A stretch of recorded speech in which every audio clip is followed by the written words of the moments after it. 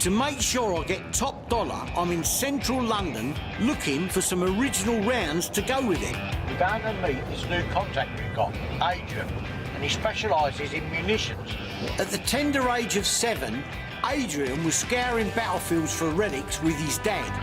These days, he's a walking First World War encyclopedia. It may be 100 years ago, but Adrian is doing his bit to make sure the poor souls who fought and died there won't be forgotten. It is? Yeah. Adrian, man, how the devil are you? All right? How are you, Bruce? Cheers, mate. It's Freddie. Nice to meet you, Adrian. Come on, then, let's see what you got. Yeah, go on. He stores his stuff in a lockup. Luckily for the neighbours, it's all decommissioned and totally safe. Ah, Dick, I have a That look was at the it. last thing I expected to see in here. Look at that. Well, you'd never think you're in central London and it's like a bomb shop, isn't it? Eh? Welcome to my bomb shop. Pack 5cm boxes MP4. Yeah, you have got a lot of bits and pieces. But we're here for these babies. They're the mini Werfer shells, yeah? That's correct. What different rounds are there here? So you've got an Incendiary, Yeah. in original paint and original finish. Right. And the one with holes, that's Right. a smoker used for practice, essentially. A mortar is basically a very strong, heavy tube. It fires any type of round as long as it fits in the barrel. Looking at those, I'm going to say, how much are they? I bet they're not cheap, are they? They're not cheap because they're obviously not very common. That one is 600 quid because it's all original paint, original stencils, and you don't really often get them like that. Right. The repaints, I need 400 quid a piece for. 400 quid. 4 at 400 plus 600. That's 2,200. I can't be taking them at that sort of price. What about if I said 250 each for these and 500 for that? I'm happy with the 500 for that one. On these, I need 300 quid each and we have a deal. That's 1,700 quid for the lot.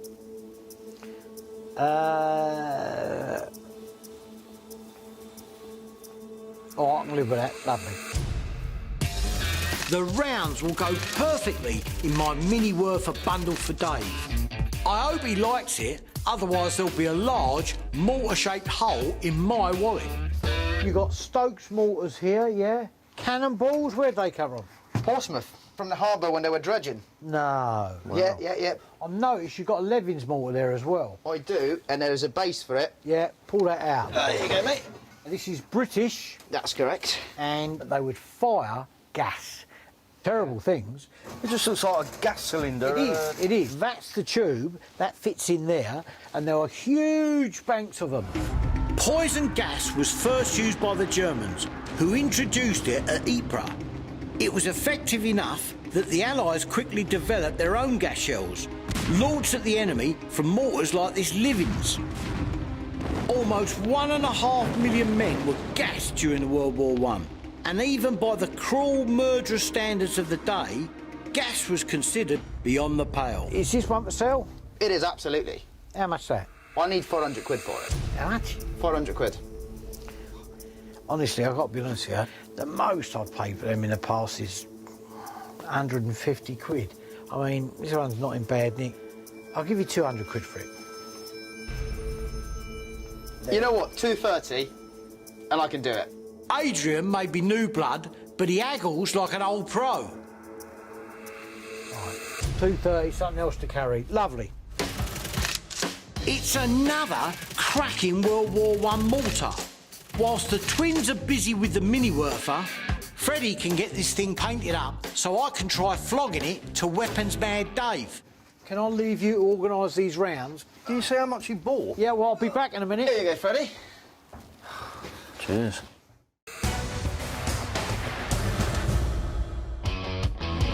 A pint, a kit, and one ferry later, we're back in Blighty en route to our last pick. I've already called ahead to my contact Daniel, and he's promised me he's got Dunkirk memorabilia with all the provenance that collectors love. Come in over and see Daniel Fisher, really good mate of mine. Him and his dad own regimentals. He has got some bits and pieces for us to look at. Trust me, you'll see some really good kit here. Daniel is good at hunting down quirky smaller items, and as we go way back, I'm hoping he might part with some at mate's rates. Daniel, hello my friend, how are you, all right? It's nice to see you again. And you, Hi, remember Daniel, Freddie? nice to meet you. Oh, yeah, nice to see you. Listen, as per the phone call, you did say you got specific things that relate to Dunkirk. Yeah. Can we have a look round? Yeah, have a look round. I could easily get distracted here, but one of the Dunkirk items Daniel's put aside for me is helping to keep me focused. Have a look at that. I mean, Has that got provenance with it? Yeah, what's it saying there? I can't quite see it. If you look, it says a close shave on the beach, Dunkirk. Lemonel. That's really nice. I mean, that is a close shave. If he weren't bald, he is now. That's gone right the way through the top. It must have scalped him a little bit. I mean, you can see why that was taken home. That's the sort of thing you would take home as a souvenir. Though some brought souvenirs, for many, Dunkirk was something shameful they wanted to forget. Troops were fearful of what reception they were going to get back home. Just 25 years earlier in World War I, you were shot if you ran away in battle. Now a whole army had done it. So the troops were overwhelmed with surprise when they received a hero's welcome. Thousands of men and women gathered to cheer them in, treating them to biscuits and hot tea. What sort of price would that be, It's got to be $5.50. What do you reckon? It's a beautiful piece. Yeah, I think that's more than reasonable. Thank you, Daniel. That's great. Really appreciate that. At trade prices, I'll have to sit on this gem a while and watch the market grow. By then, I'll probably be too attached to sell it. Plenty of Arna helmets there and paratrooper stuff. Ah, sticky bomb. That's interesting. Yeah, look at that, Freddie. Seen one of these?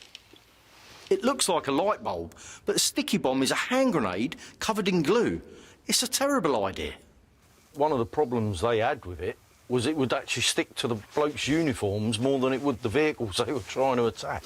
The majority of Britain's anti-tank guns have been lost at Dunkirk, and with the war raging, there wasn't the time or the money to replace them.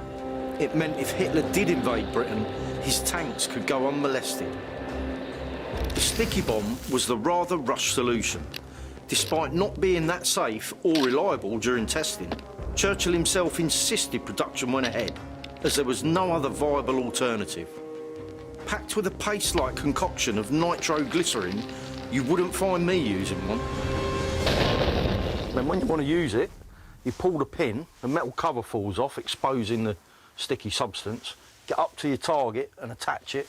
You pull the pin, you've got about 5 seconds to get out of the way. But a lot of the time, it just drop off because of the mud and dust on the vehicle. This isn't from Dunkirk, but was invented because of the evacuation. And for that reason, I want it. Have you ever had ones with the covers? The last one with the cover I had, I sold for £1,000. Bloody hell, £1,000. What would be the price of this one? I've only just got it. It's got to be $5.50. I didn't think it was that rare. $3.50? For trade, Bruce, I've known you a long time. $4.50. $4.50. Yeah, $4.50, aren't live with that. Lovely, thanks, Daniel, that's great. Another piece for the Dunkirk stockpile. It's a unique bit of British post-Dunkirk history. That's nice. It's interesting because you don't see these. Keep looking, see what else we can find. I want things that really could tell the story of Dunkirk in any way. I mean, anything else you can think of, Daniel? Yeah, well, I've got something really special. It's directly related to Dunkirk. It's a Luftwaffe promotion citation for a German Stuka pilot. Oh, right, OK. He was at Dunkirk, and he's been promoted from a senior NCO to a lieutenant or a lieutenant. It's facsimile signed by Hermann Göring as well. Right. And this guy destroyed 61 tanks and cargo ships in the Channel, including at Dunkirk. You're joking. Bloomin' hell. This piece of paper would be kept by the soldier or pilot to give them hard proof of their promotion. Hence, Göring's name on the bottom. Is that basically the history, yeah? Yeah, that's a history of what he did. He later went on to destroy a Russian U-boat in the Black Sea. Right, OK. And then was captured... He was a prisoner of war, but the most important thing was he was a Knight's Cross winner. Bloomin' hell. The Knight's Cross of the Iron Cross, as it was called, dates back to the Napoleonic Wars. And during the Third Reich, it remained one of the highest military awards. This little piece of paper really sums up the different meaning of Dunkirk to the Allies and the Nazis. While the British are licking their wounds, the Germans are handing out gongs. I like that. The man was at Dunkirk. He's obviously had a really interesting history, Knight's Cross holder. How much is that, Daniel? Yeah, promotion citations aren't expensive things, but he was a Knight's Cross winner. It's got to be £250. I ain't even going to argue with that. I think that's really cool. Daniel, I'll have that. Thank you very much. I'm really happy with that. That's good. A direct link to Dunkirk. If I can find the right collector of Luftwaffe kit with a taste for Dunkirk, I can easily add a few quid to that price. Thanks, mate. Much appreciated. I would shake your hand, but as always, I'm loaded up properly. OK, we'll be in touch, mate, all right? Yeah, Many thanks. No problem. Cheers, See you soon. Daniel. Thanks. Shut up.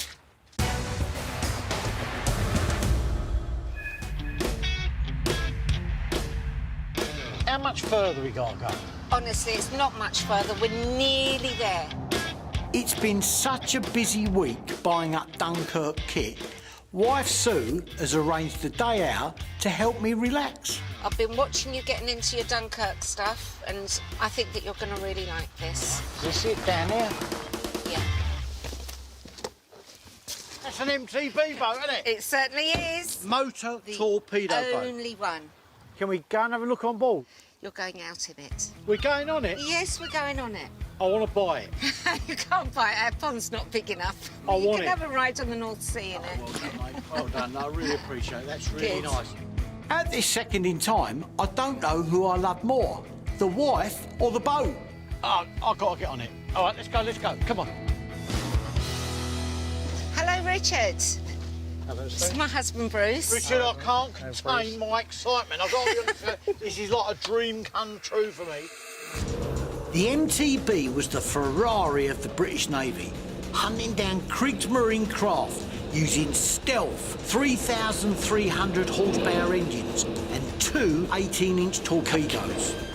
And custodian Richard is in the enviable position of having restored this one of the last surviving MTBs. This is MTB 102. It was the first of the modern torpedo boats. Right. The boat was at Dunkirk in 1940. So this one was actually at Dunkirk, yeah? This was actually at Dunkirk. Oh, just. Once I get on there, you won't get me off. You'll have to prize me off. Permission to come aboard, sir? Yes, certainly. Lovely. After you, Sue.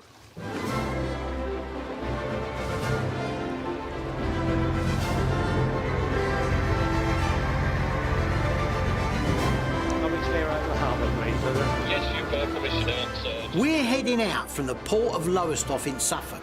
In World War II, it was a naval base, sending ships out to fight the U-boats. I can't wait till you open this thing up. I'm so excited. We couldn't have picked a better day for it. Look, it's awesome.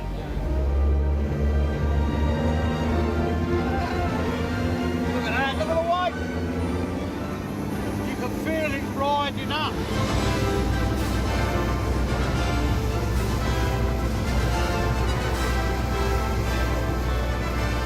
This MTB boat has a top speed of 48 knots.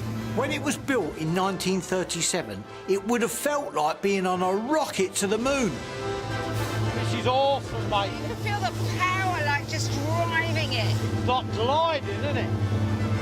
They said to me, what would you have done during the war if I'd have wanted to be on one of these, mate. These things, they were like the buccaneers of their day.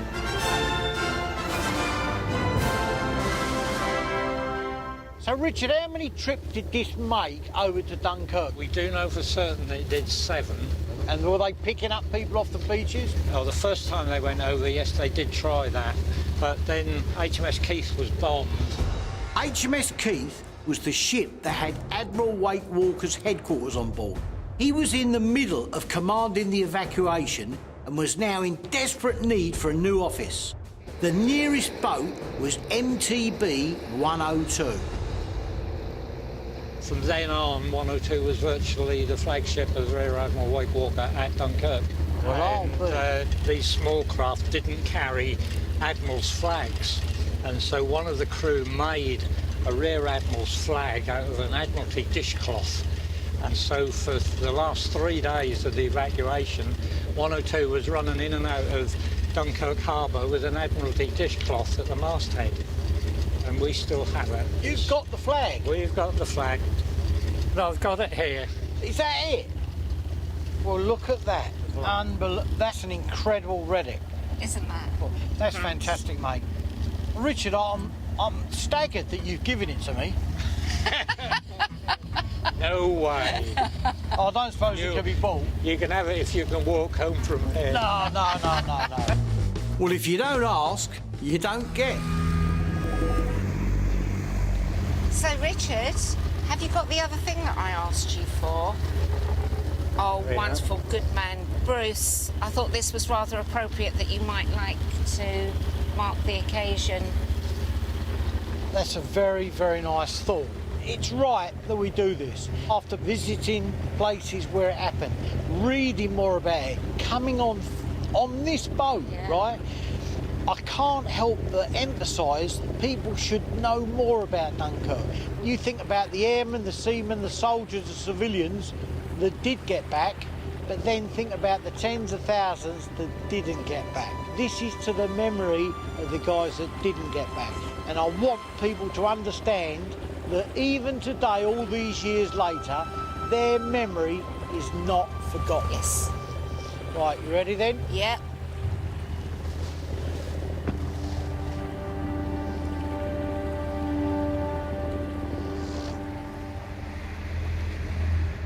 As I look out over the calm waters, it's hard to imagine the hell our fathers, grandfathers, and my friend Peter Royal went through so that we could be free. Dunkirk was a miracle. We may have retreated, but only to come back stronger.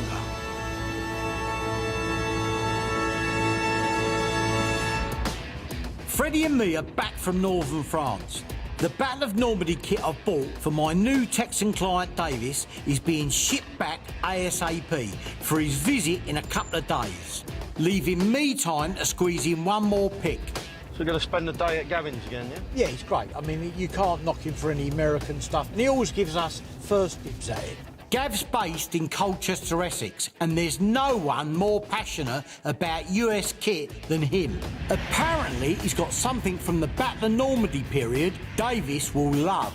He reckons he's got an American mine detector here, 1944, complete in the box, everything. And he's always got good quality stuff, so I like coming up here. It's always well worthwhile.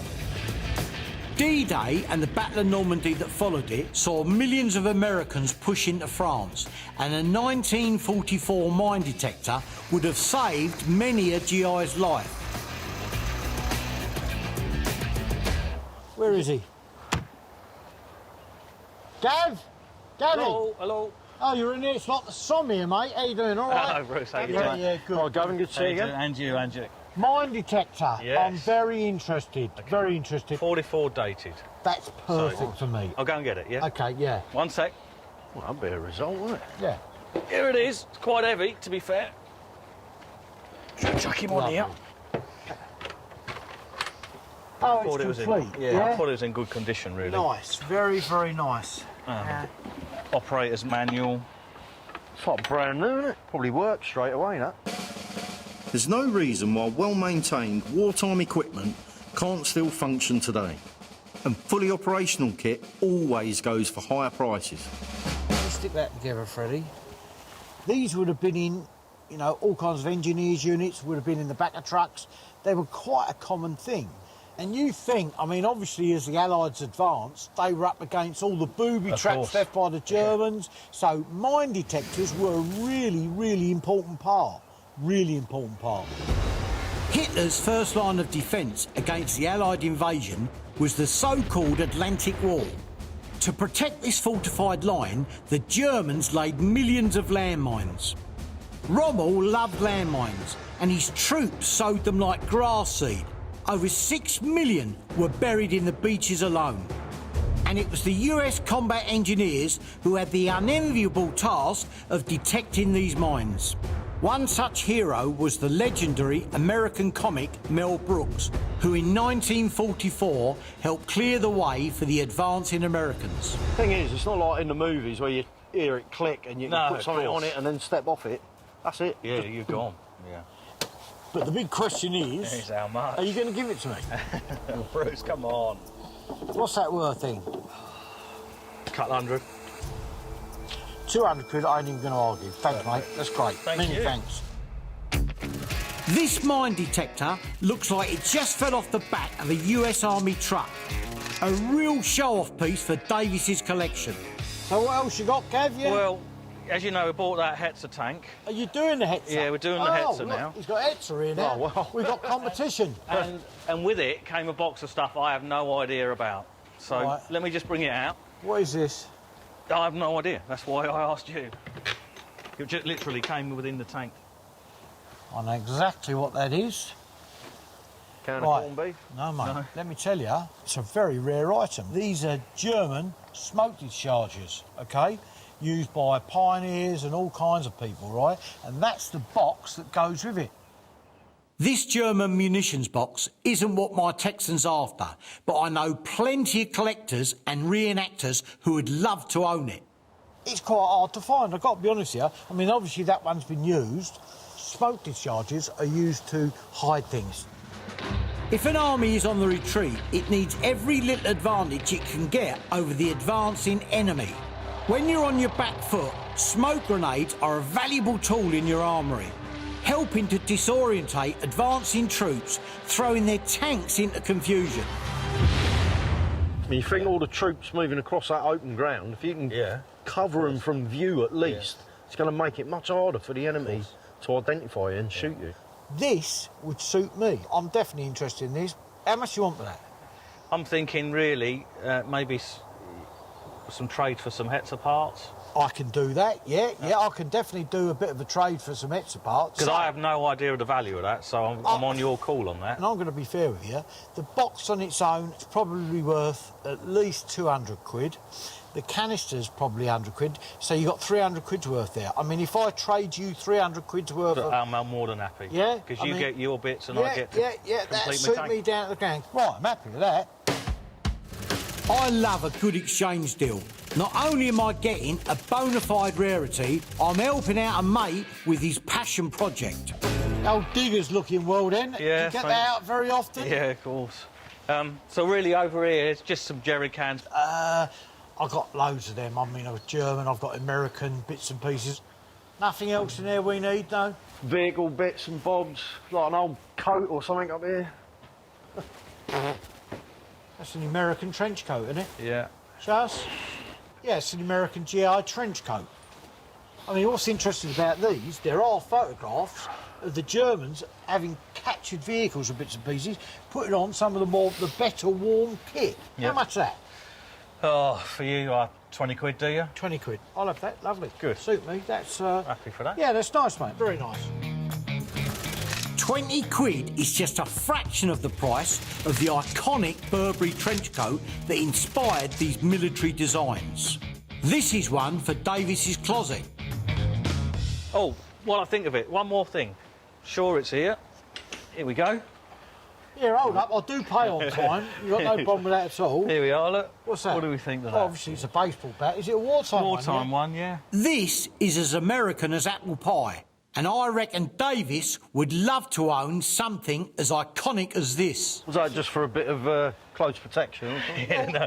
Let me tell you, a lot of recreation time taken up by the American soldiers was with baseball. Units, truck drivers, jeeps, you'll find they always carried a mitten, a ball and a bat. It was something that they permitted for all kinds of reasons. Morale, that kind of thing. fitness, and it really was. The US entered the war in the golden age of baseball, and not wanting to crush morale at home and abroad, President Roosevelt urged Americans to continue playing ball wherever they were.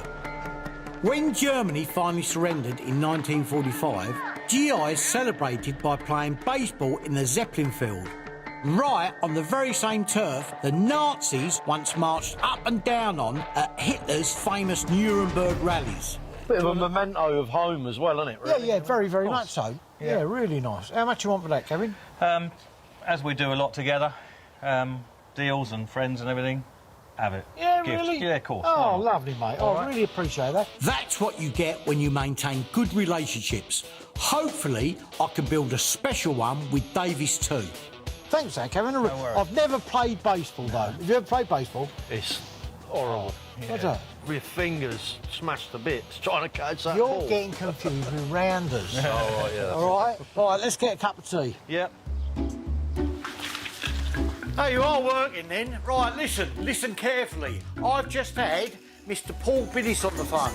Well, he's the man that does all the Hollywood blockbusters, Born Supremacy, all the Tom Cruise stuff and all that. So they've got a big blockbuster coming up and they need some Second World War stuff. Right. So we're going over the film set.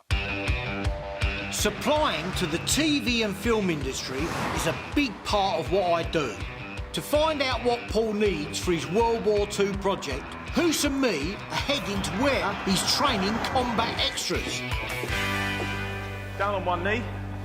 You've just come up to this point. You're now doing the signal. One of Paul's jobs is to teach actors with no military experience how to act like Special Forces soldiers, trained to kill with their bare hands. So, weapons down. He has to put them right the way through their paces so that when they actually get on screen and they say action, the extras know what they're doing in handling weapons, so it looks and is correct. Oh, nice one. Remember, down on one knee straight away. Paul, hello, mate. How you doing? Nice to see you. How you It's going? Hoos. Cool. Nice to meet you. Nice to meet you. It's nice to come up and see this stuff, obviously, but can you tell us exactly what you're after? So I need you to get me a European World War II SAS Jeep. It's very important that we get the right thing. So how long we got on this? Well, we're looking at a couple of weeks. 2 weeks is tight, isn't it? Listen, he who dares wins. Hey, all right? I know you won't let me down. No, we won't.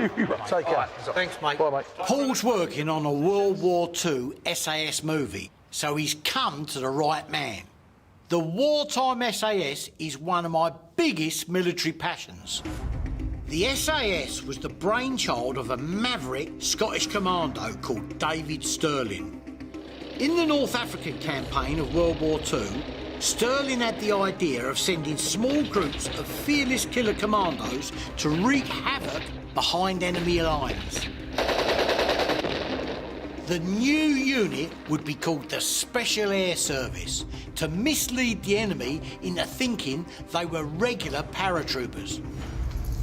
2 weeks to deliver an SAS-modified World War II Jeep is tough, so I'm headed to my library to find out exactly what they carried. Who's first challenge? Find me a Jeep.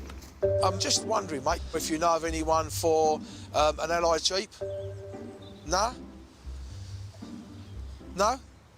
All right, no problem, mate. What, none at all? No? Well, you're help, ain't you? James, hello, mate, it's Hoos. How you doing, all right? Please, mate, do you know anyone that can get hold of a Jeep, mate? You've got one? You serious? Mate, I can't believe that, because I have been ringing around all day. So James supplies a lot of our guns, but he's also into SAS stuff big time. So I rang him for a lead for a wartime Jeep and got lucky. Thanks a lot. Bye, mate. God, that's a result, that is, I tell you. So where are we going now, then? His name's James. Well, Yeah. James Yeah, what? no, What's the name of the firm? Chelmsford Armoury? James from Chelmsford Gun. Yeah. He's a gun dealer. He ain't a Jeep dealer. Right. Hoos is taking me to one of Britain's premier gun dealers to buy a Jeep. But it's got to be in good nick, because we've only got 2 weeks to transform it. The SAS adapted their Jeeps in all sorts of ways. They either ripped off the windscreens altogether or replaced them with armoured ones scavenged from aircraft. They mounted loads of guns and ammo and strapped on extra fuel tanks to increase the range to 1,000 miles. I've had a lifelong interest in the SAS. They were the best of the best. Nothing would beat them. The whole essence of what the SAS is about today comes from those early days in the desert.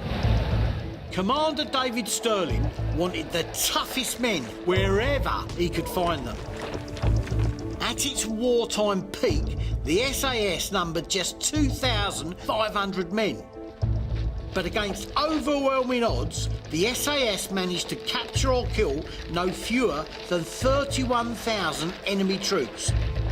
and vital to their activities were their specially modified jeeps.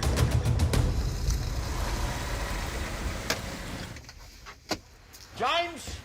Hello, mate. How are we doing? All right? Yeah, how you going? You all right? Hey, James. Nice talking to you, mate. Is that it there? Yeah, come and have a look.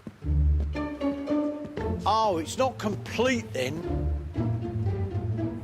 I thought, you know, because you need to do it for the SAS one, you might need to take bits off anyway. Yeah, but I thought it was all, like, put together. Where's the steering wheel and the seats? I'll be straight with you at the moment. If I had the time, we could do it. Yeah. But, we just wouldn't have the time with this, mate. I've got just 2 weeks and this Jeep needs a total overhaul. If this trip ain't going to be a complete waste of time, James had better have some good SAS Jeep accessories. I've got a lot of SAS stuff, mainly World War II is mine. Right. What's it, windproofs? SAS, Windproofs, yeah. World War II. Yeah. You didn't tell me he's got them, did you? I didn't know, he never said nothing. That's better than the Jeep. Yeah, but he didn't say about the windproofs. You got them here? Yeah, you've got me here, in the toilet. Please, that for me. James, in the car seat?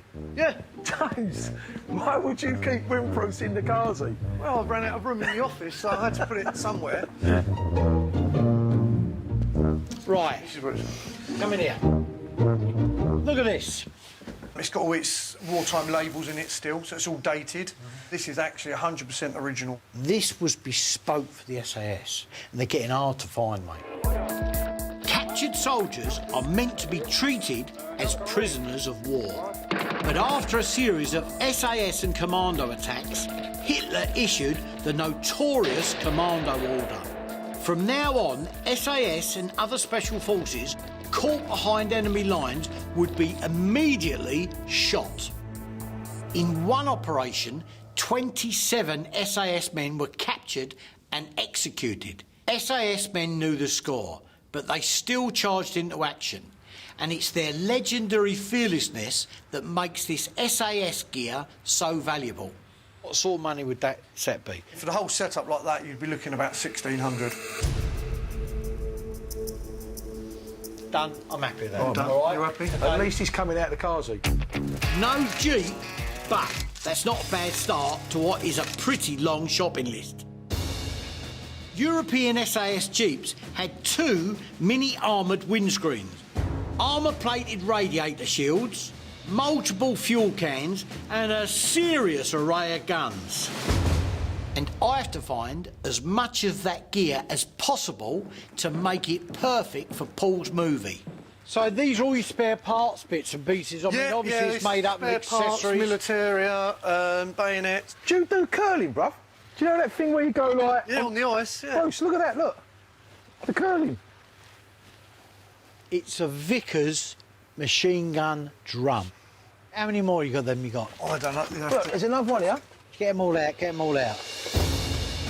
In 1942, in a warehouse in Egypt, the SAS discovered a stash of hefty .303 calibre Vickers K aircraft guns. As an experiment, they mounted them onto vehicles, turning their Jeeps into killing machines. Sterling then ordered 2 to drive right through the middle of a German airfield, taking out 37 enemy planes and blowing up aircraft fuel reserves. What sort of money are these? 495 each. 1,400 quid for the 4. And I think I'm being fair. I'll do 16. I ain't gonna argue that. Yeah? That's great.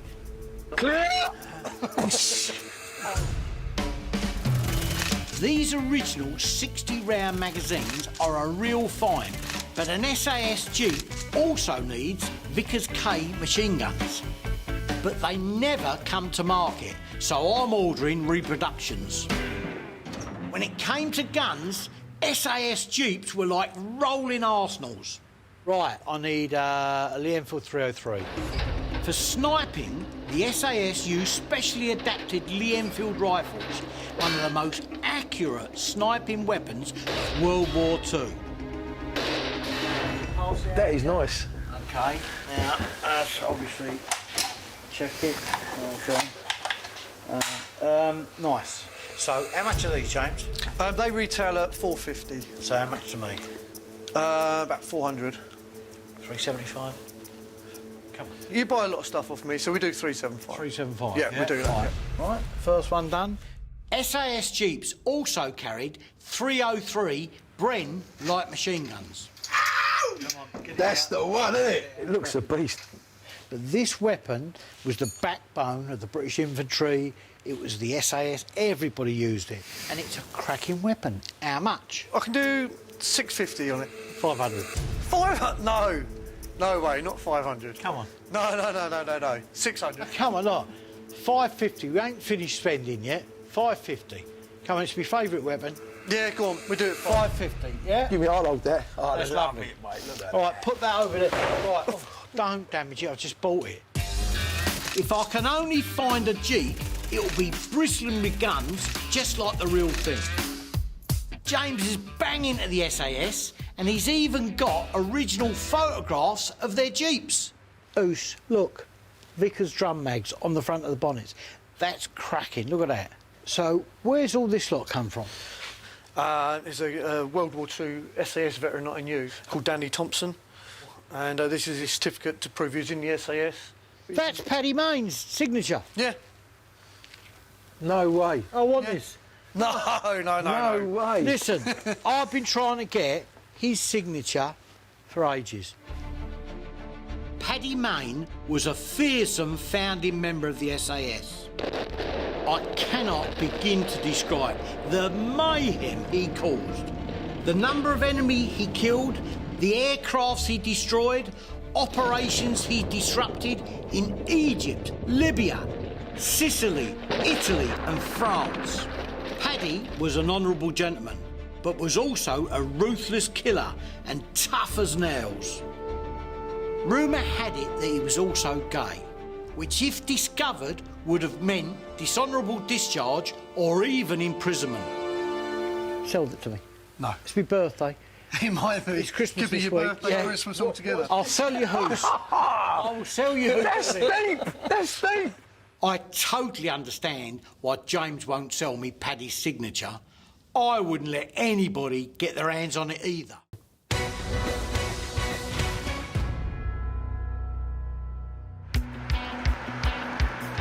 Me and Freddie are off to see Gavin Copeland, one of the UK's preeminent Jeep experts. So I'm hoping his will be the Jeep I'm looking for. I don't think he's going to have all the buttons and bells on that we need, the windscreens and machine gun arms, all that, but at least it's the starting place. Lovely. Let's go and have a look here. It looks like a fair old operation here. I've known Gavin for years, but he's only just bought Britain's biggest Jeep warehouse, so I'm intrigued to see it. Hello, Gavin. Hello there. Hello, mate. We're here to look at Jeep. Yeah. Is this it? This will be the one. Is this a runner? It needs a bit of tinkering, but she's very genuine. Yeah, of course we can have a look at it. Is it a wartime engine? Wartime, yeah. Is it a Ford or a Willys? Bleak Ford Jeep, yeah. Yes. It looks nice, mate. Yeah, no. Original combat rims. Original tub, of course. By May 1943, the Desert War was over. So the SAS was sent to cause havoc in Europe. No more desert camo. In Europe, they painted their Jeeps green. What sort of money are you looking for this? Really about 14, to be honest. I was going to say 10. I was saying 14. 14 grand? That feels like an SAS-style surprise attack. I'll tell you what I'll do, right? So we're not mucking about, right? I'll go to 12 grand. Yeah, that's fine. 12 grand. Happy with done. We've finally got our Jeep, but turning it into an SAS vehicle is where the hard work starts. Time to get online and order the repro guns and windshields. Gavin says here's some other stuff we'll need to turn it into an authentic SAS vehicle. Camo net? Wartime, yeah? Wartime. A European warfare SAS Jeep would have had one of these on. Well, a cam net's a really simple way of breaking up the silhouette of the vehicle and making it blend in with its surroundings. Operating behind enemy lines, camouflage for SAS Jeeps was absolutely essential. especially when they went to work with the French resistance and hid in forests. When in France, the SAS were totally ruthless and astonishingly brave. On one occasion, 2 SAS Jeeps were heading towards a village called Les Ormes when they were flagged down by a distraught Frenchwoman. She warned them of 250 SS troops in the village, about to shoot 20 innocent people. Instead of turning around, the SAS raced their jeeps into the town, took out 60 SS men and released the hostages. The SAS lost just one man, Lance Corporal James Curly Hall. How much are they? 100. £100? I thought you were going to say 20, 30 quid. No. Is that the best you can do on him?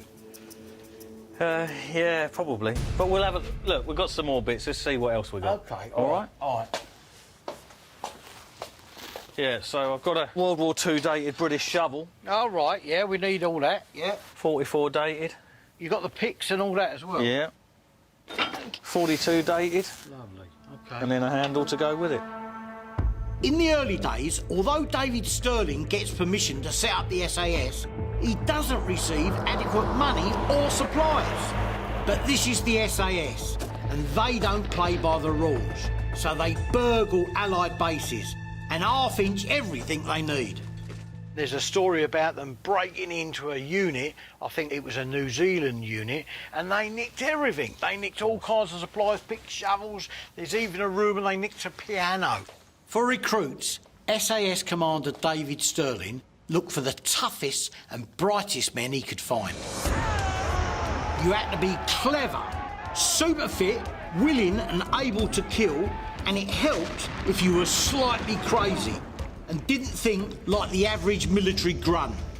It was like joining the Dirty Dozen. But when these guys were behind enemy lines, toughness alone wasn't enough. They also needed equipment. How much these bits though? 100 for the net, and these are a freebie. So the pick, the shovel and the net, 100 quid? The lot. That's fair enough. Yeah. I'll have that. That'll do lovely. With a Jeep and a few precious items to go on it, I'm starting to dig my way out of a hole. Oh, I do know one thing, might be of interest to you. Old naval coat. Here he is. Big old thing. Do you know what that is? Just told it was a naval coat. It's a Royal Navy Arctic coat, and it was worn by people normally on Arctic convoys and that type of thing. But the SAS got hold of a load of these in North Africa because at night it was freezing. In the desert, the SAS proved itself beyond tough and able to fight even in the harshest conditions. By day, they coped with dust storms, sand sores, dehydration, sunstroke, and by night, travelling at 65 miles an hour in open jeeps in often sub-zero temperatures, the men were susceptible to hypothermia and pneumonia. So Arctic coats were potential lifesavers. Try it on, probably fit you. It says 5'6". Yeah, look at that. You look at the thickness of this material, it's going to stop any wind chill that you might get. Yeah, I really like that. How much that? Good condition, 150. 100 quid. Yeah, go on. Lovely, I'll have that. That's great. Where's your hands? That's a great little profit to end a great pick. Right, Gav, listen, I've got to go before I spend any more money. I really appreciate your time. No, thank you. And listen, thanks for seeing us. I'll be in touch, mate. Yeah, no See you worries. later. See you. Bye-bye now. Gavin's going to send the Jeep on a low loader so the twins can start transforming it into its SAS specification. I'm meeting a very special bloke who's coming over from Holland, and he's bringing some very rare items for the SAS Jeep. He's a special forces collector and gets his hands on really rare stuff. Trouble is, to make sure we're not beaten to any of the best items, we arrive at Stoneleigh Militaria show at stupid o'clock. Freddie said he needs some more beauty sleep, but I'm betting it didn't work, because he's still got a face for a radio. Ah, morning. How'd you get on? Well, it's early. Did you sleep well in there? What's that, tea or coffee? It's tea. It's really nice, a bit sweet for you. So I'll wait round the back there. Big fairs like Stoneleigh Militaria are the lifeblood of my industry.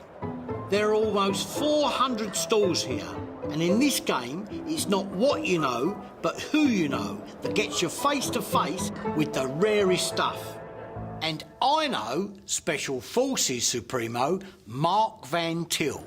Mr. Mark, how the devil are you, sir? All right? All right, remember Freddie? Hello, Mark. Good to see you again. Thanks for bringing that stuff. You have brought it, haven't you? Yeah? Yeah? Nice Bergen. Oh, it is nice, isn't it? The SAS kept their personal belongings in their Bergens. The bag's named after a Norwegian inventor who patented the framed rucksack in 1909. Some of the items the SAS kept in their Bergens were standard issue. Others were bespoke Special Forces equipment.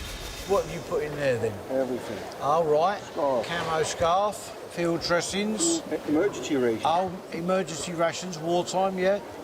There's needles. Sewing kit, yeah. Flashlight. I've never seen one of Wow. those. Little button on the top for Morse code. I don't know how you find the stuff, I really don't. Personal kit. Lovely. Underwear. Freddie, can you just try these on? I think I'll pass on them ones. Thanks, boss, but wearing 70-year-old soldier pants is one perk I'm willing to forego. Have a look at the toggle rope. Lovely. There you go. So this is a toggle rope, so all paratroopers, SAS, commandos carried these.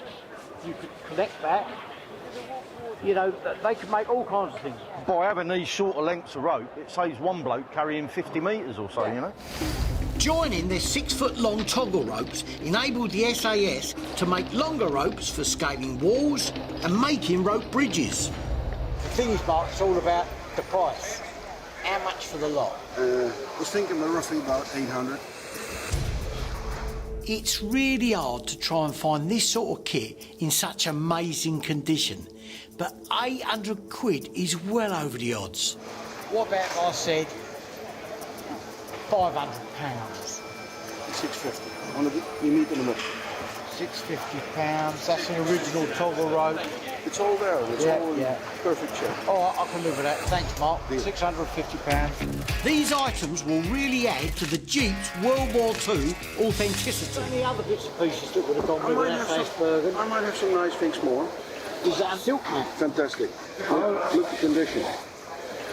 These escape were produced by MI9. That's so detailed as well.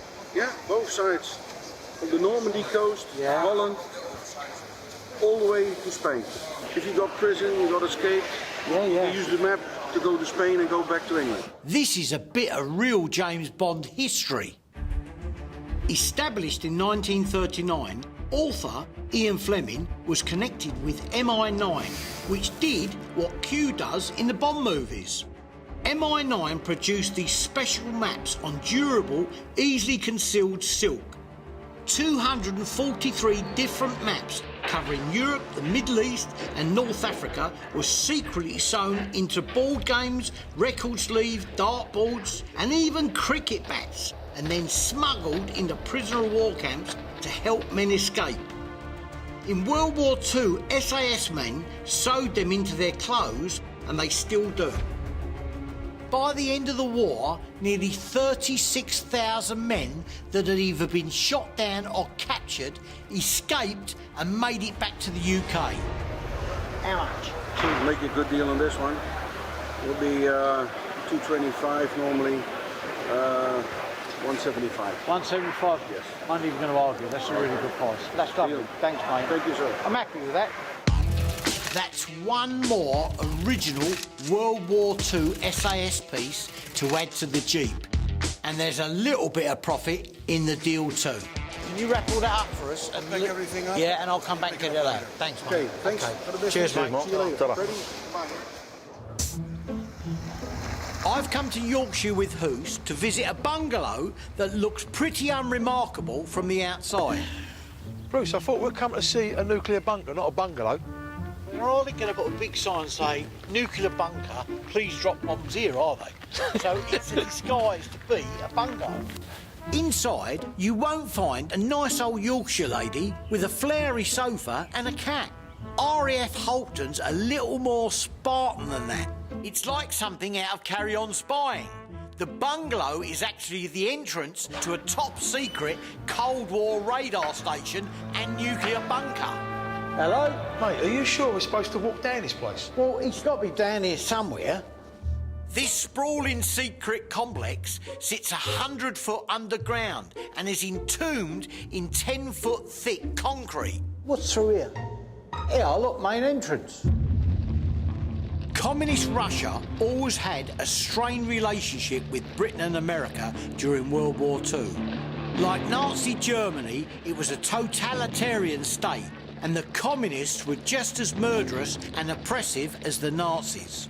As soon as the war was over, the Allied alliance between the Communist East and the Capitalist West broke down. The Cold War begins. A Russian spy steals America's nuclear secrets, and by 1949, the standoff between the East and the West threatens to destroy the world.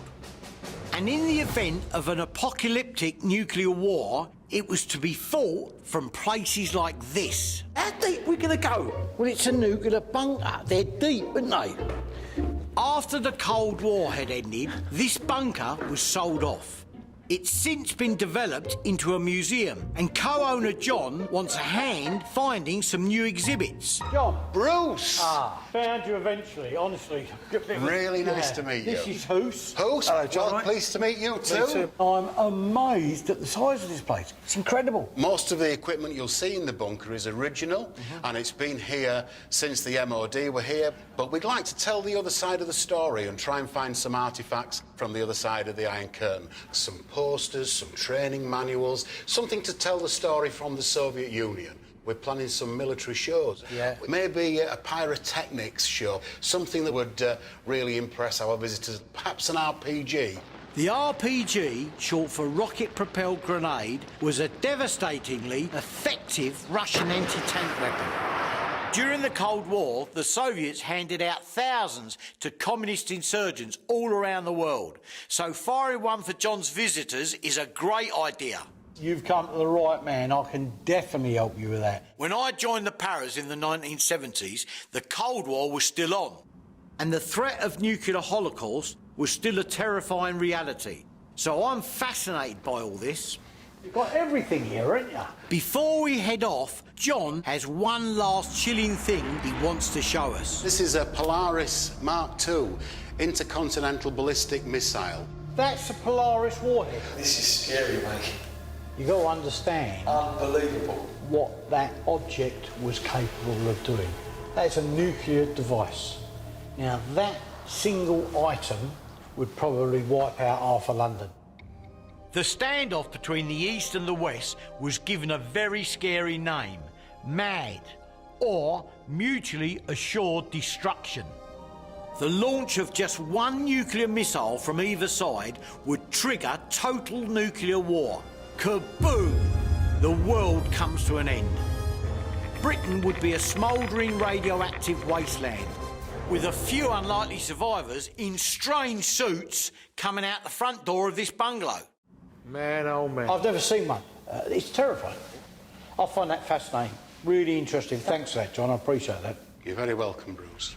Back from Berlin, and I've grabbed Hoos to make the long trek to RAF Halton, the apocalyptic bunker concealed under the bungalow in Yorkshire.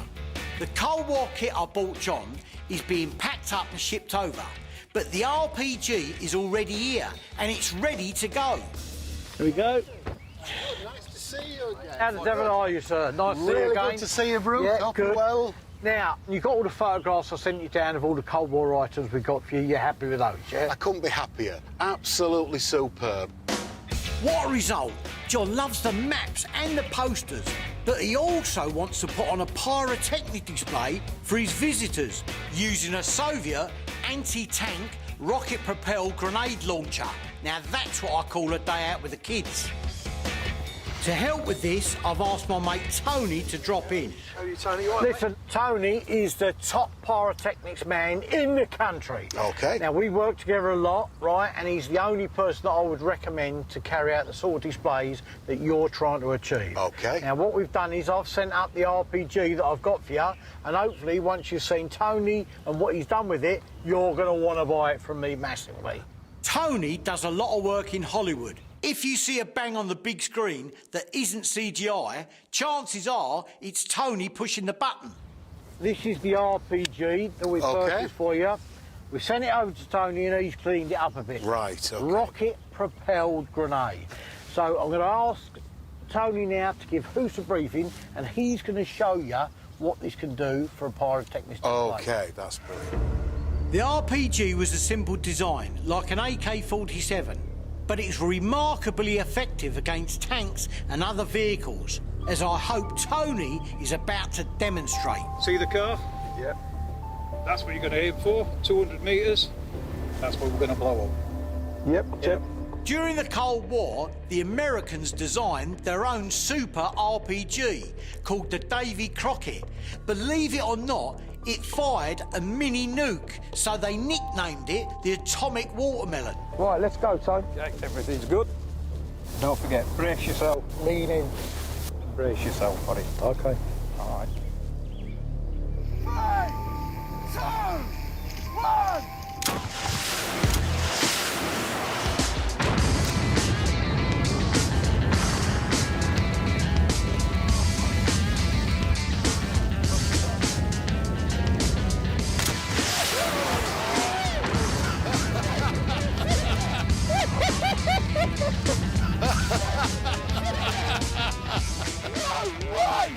That was wicked! Look at the car! Right, that was unbelievable! How are you going to get home? That is unbelievable! It's a new company car. Look at the state of that! Yeah, well done. That's exactly what we're looking for, Tony. That's wonderful. Couldn't be happier. Well, that seemed to do the trick. Now it's time to talk turkey. I'm going to charge you 1,900 quid. Wow. 1,900 English sterling pounds. That is absolutely amazing. There you Bruce. go. Thank All you right. very much. Very, very happy. Beautiful. I bought the RPG and all its accessories for just over £1,000. I'm well in profit. But we're not finished yet. Tony's laid on a very special treat for us, no less than our own atomic explosion, or as near as you can get to one without wiping out the whole of Yorkshire. We're going to build you a SNES, a simulated nuclear explosion, OK? Wow. During the Cold War, SNES explosions were used to prepare the troops for witnessing the horrors of a real nuclear explosion. But both the US and British militaries went one step further, exposing thousands of soldiers to the real thing. Anyway, let's get back to blowing up Yorkshire. If you like it, the crowd's going to love it. Wow, I can't wait to see this. Let's do it. Brilliant. Tony has a slight mad glint in his eye. I hope he hasn't gone overboard with the simulated atomic bomb blast. Everyone ready? Let's jump. OK. After 3, 2, 1, fire!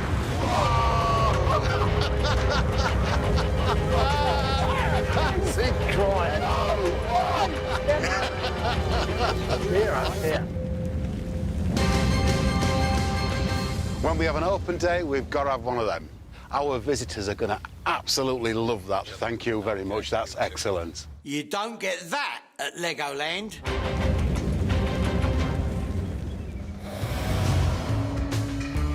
With the D-Day Dakota, D-Day D4 Dozer and other D-Day items, I'm doing well. And today I'm off for more D-Day delights down in Dorset. Who's this guy we're going to see today? He contacted us by email and apparently he's moving his museum from here to France. An old Dorset contact of mine called Gary Stern has decided to start a war museum in Normandy. But he has more D-Day artefacts than he can use, so he's invited me along. Oh, how are you, Gary? All I'm right? great, thanks. How are you? You Yeah, okay? fine, really busy as normal up the wall. Is there stuff here? Yeah, it's just up the road, but it's on a private estate. All right, listen, we'll just follow you then. OK, superb. Cheers, mate. Gary's got much of his kit already in storage, and like a lot of collectors, its location is top secret.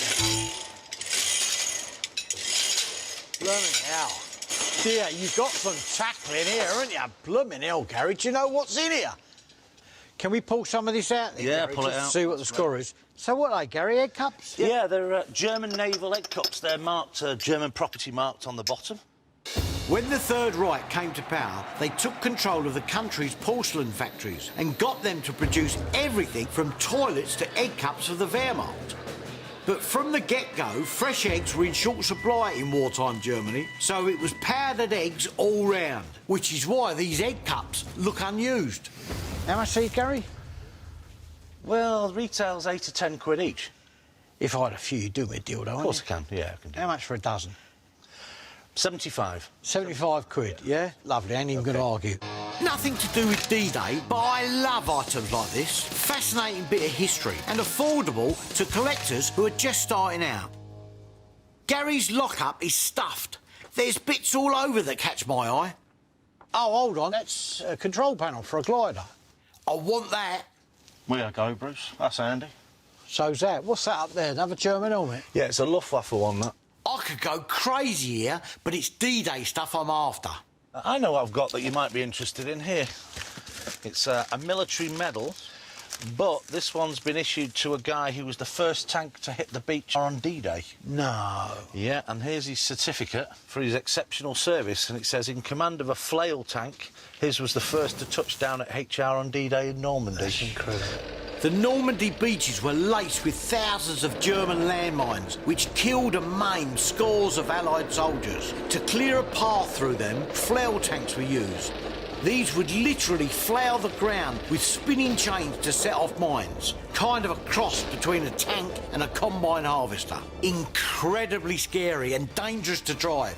Being a flail tank crew on D-Day took guts. Is that possibly for sale, Gary? It's not something I'm going to sell now, unfortunately. Oh. I want to keep it for the museum, and I think that's where it belongs, in all fairness. This is the problem with trying to do business with a museum curator. Right, but is there something I can buy here? OK, I've got 3 rare fanny uniforms here. No giggling in class. The First Aid Nursing Yeomanry, or fanny, started off as a unit for female nurses. It was a First World War unit that went on into the Second World War and did a lot of spying in Europe for the Brits. Those charming fanny nurses were transformed into deadly secret agents working with the Special Operations Executive. They acted as assassins, spies and saboteurs behind the enemy lines. 13 of them were captured and murdered by the Gestapo. Lots of them became very famous after the war for their bravery, but these were the uniforms that they would have worn on service in England, so they could blend in as military personnel. These uniforms are perfect examples of unsung heroes working behind the scenes of D-Day. Fanny agents would have risked their lives to provide valuable information for the invasion, maybe even for those detailed D-Day plans I've just bought. And what sort of money would they be? They're 250 a jacket. So you're saying 250 quid? There's 150 quid each. I'd need a bit more than that. I think 200. So 600 for the 3, 550 for 3. Good. 575. You're hard, man. OK. I don't know if I'll ever make a profit on these, but such is the unimaginable bravery of the women who wore these uniforms, I've just got to have them. Gary, I'm chuffed with that, mate. Really been a really good pick, hasn't it? We're going to see an old friend of mine called Joe. The guy has got an art of gold. If you're looking for the more unusual items connected with D-Day, Joe's your man. He gets really nice stuff. I've been dealing with Joe for years, and he's well known in the military circles for laying his hands on the quirkier items. Give him a toot. Joe! Hey! How we doing, my friend? Right, long time no no see. You keeping well? Nice to see you, mate. Listen, this is Freddie. Hi, Joe. Nice Freddie, to meet how are you? Joe's house is so round with kit, he's had to buy old shipping containers to store the surplus. And there's nothing I love more than surplus. Have a look at that little lot. I weren't expecting to see that inside a shipping container. Oh, that's great, mate. Loads of stuff in here. Joe, can I have a rummage round? You help yourself, guys. Anything we're into, I'll bring up forward. With pleasure, there's more room in there for you two. Joe's stock is what you might call eclectic. World Wars, Boer War, you name it, all jumbled up. There's all kinds of bits and pieces here. Tapered shells. That's nice, look at that. We're meant to be looking for D-Day kit, but Bruce is like a kid in a sweet shop. Joe, you got some really nice stuff here, stuff I've never seen. Just close the door, I'll sleep in here. Keeping the boss on point is like herding cats up a hill. Lovely stuff here. That's nice. That's nice. Right, while we're here, little grenade box. How much that? Yeah? How much that? To you, 50 quid, Bruce. I ain't even gonna argue. Lovely, thanks, mate. Yeah, nice, that's lovely. You can always shift a grenade box, but suddenly I spot something I haven't seen before. This dartboard. Yeah. It's fascinating me, right? What's the story behind that? That was something that was sold by ARP Supplies. Yeah. Early on in the war. Right. It's called Blitzkrieg, and it was just a fun game played by darts. Right. World War was all-consuming. War movies, war songs, war books, and even war games. Typical Joe to have a Blitzkrieg dartboard. How much that then, Joe? About $3.75 on that, I'm afraid. It's a lot, but it's super rare. I've never seen another one. Yeah, I mean, it's nice. And it's quirky, so I like it. Yeah. Yeah. 2.5. How's 2.5? Ooh. It's $3.50, Bruce. You've only knocked 25 quid off. Listen, 300. It's the most I can do. It's a dartboard. Ooh. Come on, 300. Go on, then. Right there, 300. Go on. Another one done as well. I mean, it's the most expensive dartboard ever been bought in history. I'm betting that dartboard's one of a kind. That's nice. Right, what's next, Tim? You were saying you're feeling a bit peckish, Bruce, so I found you a little box of biscuits for the journey home. This is right up our street. I mean, You like that, do you? Army issued, unopened pack, hardtack. The nearest thing I can imagine what hardtack biscuit today is like a bonio, but a square one. The D-Day troops carried emergency rations like this in their knapsacks. These long-lasting so-called hardtack biscuits were made from flour, water, and if you were lucky, salt. A far cry from custard creams, but there was a war on. How much that, Joe? To you, Bruce. 100 quid. 100 quid. There's probably 100 biscuits. I was just working out how much for a biscuit. Lovely, I'll have that, mate. Thank you. No problem with that at all, I like that. I'll just stop him eating them on the way home. Yeah, we'll have a big flask of tea, you'll be well away. Seems a lot for a tin of 70-year-old biscuits, but it's a bargain. And then I spot something that might make this trip very worthwhile. Joe, can I wheel the well bike down, yeah? With pleasure, Bruce, of course. Let's pull it out. I am obviously a little bit nervous because I'll probably need a seat to ask you how much this is. Well, how deep a pocket have you got, Put it Bruce? on there, eh? I mean, a well bike. For me, I've been trying to get hold of one. There ain't many original ones again. Nope. Produced for the Airborne forces, loaded into containers, dropped out by parachute, reassembled on the ground. Yeah. The well bike was specifically designed as transportation for paratroopers behind enemy lines on D-Day. The manufacturers claimed it could be assembled and running in just 11 seconds. Look, a little tag, pull the tag, handlebars fold down. I mean, this is down at the minute, but you can raise the seat up and down. So you Look can how compact that is. Does it run all right? Yeah, it runs fine. As an ex-para, I'm passionate about all things para-related. And this strange little vehicle is something really special. That's interesting to me. I mean, what sort of money would that be? Ooh. Brucey price. You won't like it, Bruce. It'd have to be about 14,000. 14,000? Yeah. Joe, listen, 14 grand's just too much. I thought they'd go for about 9.5 grand. Which wheel would you like, Bruce? Ah, come on. Come on, you can come up a 10 bit. 10 grand. Best price, final price, Bruce. You've bought a lot today. The very best would be 12,000, I'm afraid, and I think that's a bargain. 12 grand. All right, listen, on the cuff, I'll take a chance of that, Joe. Good luck. All right. Look after it. Okay, yeah, I will. Well, it won't want me sitting on it to start. That's why I've sold this, not for me. Yeah, it's not, yeah. That's a big price tag for a little motorbike.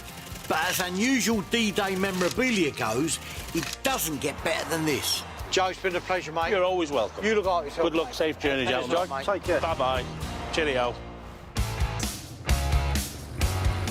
Freddie, you have had some blinding ideas, but this ain't one of them. I am absolutely freezing here. I'm on my way to the legendary airfield Biggin Hill to drop off a wartime American Jeep. This is probably the most iconic airfield of the Battle of Britain.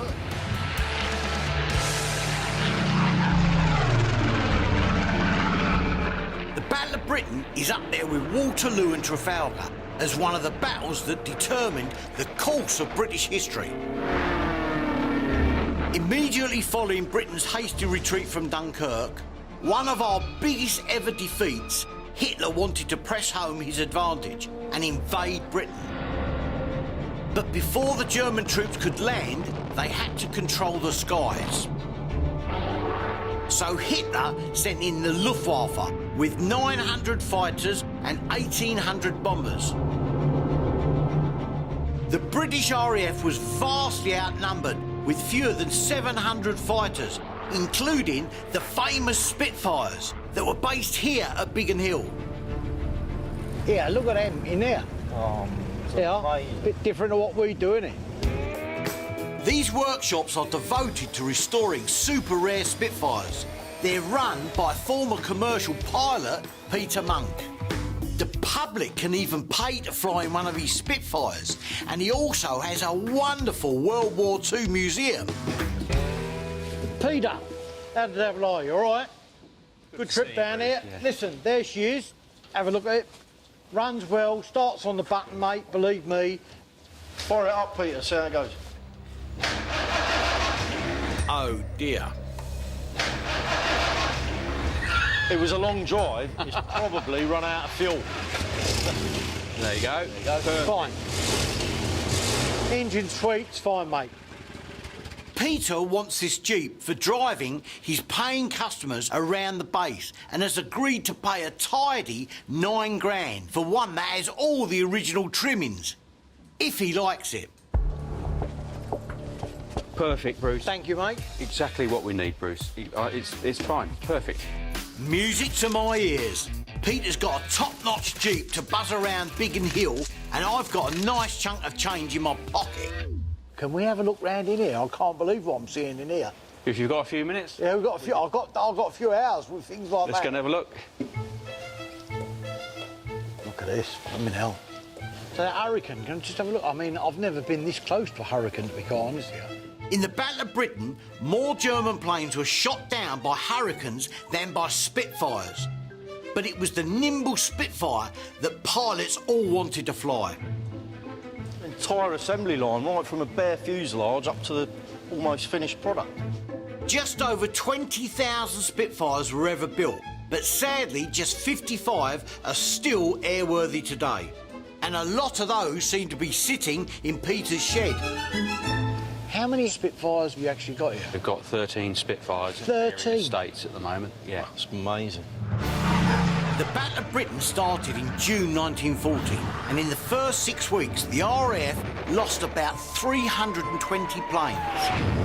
But in those same 6 weeks, our factories churned out double that number of new Spitfires. To the astonishment of the Germans, despite their best efforts, we had more planes at the end of the Battle of Britain than we had at the start. Producing lots of planes in a hurry is hard enough. Producing experienced pilots is impossible. Many pilots were killed, and to replace them, lads were being sent up with just 10 hours of solo flight training.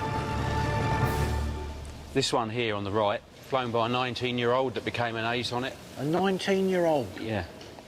Then, out of the corner of my eye, I spot the evil arch-enemy of the Spitfire, the Messerschmitt 109. It was a deadly foe during the Battle of Britain, and now a creature which is all but extinct. One of only 2 left in the world. Unbelievable. I mean, it's mint. What sort of money is one of these now? Well, if you've got $15 million in your pocket... 15 million? The 109 was actually a bit faster than the Spitfire at low altitudes, But what counts in a dogfight is agility. And there, the Spitfire won hands down. I didn't realise that you had German stuff here, to be quite honest with you. There's an interest, a big interest in German aircraft, and not just planes. We're interested in German wartime vehicles as well. And one in particular that we're looking for, which you might be able to help with, is a German Kubelwagen. You're after a Kubelwagen? Yep. Listen, Peter, I can definitely help you with the Kubelwagen. The Kubelwagen did for the Germans exactly what the Jeep did for the Allies. But whereas the Americans churned out over 500,000 Jeeps, the Germans struggled to produce just 50,000 Kubels. And because there's less of them, they're more expensive. Yeah, they're becoming rare, but I can definitely help you with one of them. Peter wants the Kubel for his museum, and I think it would look lovely parked alongside the 109. Is there anything else you're after as well, though? Well, as you can see by our restorations, we need lots of aircraft parts. In particular, Battle of Britain. So any parts, curios that you could help with. I will find you the best Kubelwagen this side of Berlin and many other parts if I can get my hands on them for you. I can talk the talk, but there ain't many Kubels about, and the people that own them rarely want to sell them. Well, Peter, thanks a lot. Had a super day. I'm glad you're happy with the Jeep. Thanks a lot. Cheers, Peter. Ta-da, mate. Right. Where's the car? You just sold it.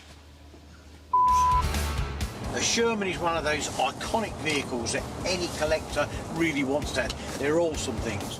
The bloke selling this tank is a contact of mine called Gavin. He's been into American military vehicles since he was a teenager. The tank's only just come on the market, and because we've done deals in the past, Gavin's given me first dibs, but I've got to move fast. Now, he's given me a price, but until we've seen it and we see what the score is and how it drives, all bets are off. That's it, that's the Sherman. Look at that. What an amazing beast. Well worth doing the red eye for.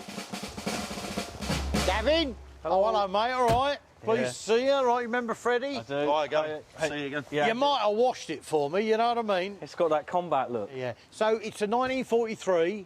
1943 built for the Canadian troops. Around 50,000 Shermans rolled off the US production lines, but I can count on my fingers the ones that are running in Britain. It wasn't just the Americans who used them. Made in the US, they were lent out to all the Allies, including the Russians. The British were given 17,000. By 1943, the Sherman was the key British battle tank, but they had a fatal flaw. These things burst into flames, and the Germans nicknamed them Tommykers. That's it. And I think the British called them Ronsons, after the lighter. They called them Ronsons and Tommy Cookers because by 1942 the Germans had built heavy tanks that could rip through the Sherman's armour. A hit from a German Tiger could turn your Sherman into an inferno of burning petrol and ammo, which is partly why there ain't more Shermans about. Right. Well, I think they're a little bit more slender in them days. Well, you're trying to tell me something. Oh, dear, there's no room in here at all. So, Freddie, what's it like inside? You've disappeared, mate. Not bad, it's quite complete. Is it? It's going to need a bit of a clean-up, it's well lived in. The inside looks stripped bare, but that's how they were. They wore helmets, not to stop bullets, but to stop them being knocked unconscious inside the tank. Without further ado, then, I would love to listen to it. Is that possible? It is. OK, all right. Right, let's hear this baby roar then, yeah? Most Shermans were made in Detroit by companies like General Motors and Chrysler, who knew a thing or two about mass production. But a small number, only 188, were made in Canada, and this is one of them. Oh! That makes it interesting, rare and valuable. Right, Gavin, listen, we need to go and have a chat, because I'm very keen.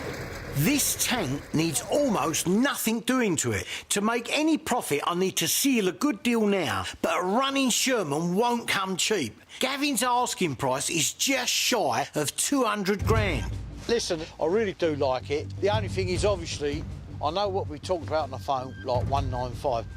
I just think that's a bit top heavy. I don't want to get into a Dutch auction or a haggling war with you, but I honestly see this as it is now at 175. And if you're prepared to take 175, you've got yourself a deal. 175. Yeah, I think it's like money on the table. I can have the deal today with you if you'll go at 175. today. 175. Done. Go on then. That was easy. That was it. You might wash it though. You know what I mean? 175 grand is a good price, but there's not much margin in there. I need to work out how to increase its value to turn a profit when virtually nothing needs doing to it. Hello. Mrs. Crompton. I am, yes. We have a delivery for you. Ah. My husband's been shopping again, I see. He used to buy things that fitted on a mantelpiece. My neighbours take deliveries for flowers, DVDs and groceries. With me, I have to sign for a 30-ton tank. The trouble with tanks is they can do a lot of damage. I've seen pictures of the ruins of Berlin and I don't want that happening to my drive. OK, guys, keep everything good for me. I don't want the Sherman's tracks taken up off the tarmac, yeah? Right. No holes? All right. OK, let's get them up to here. Great stuff.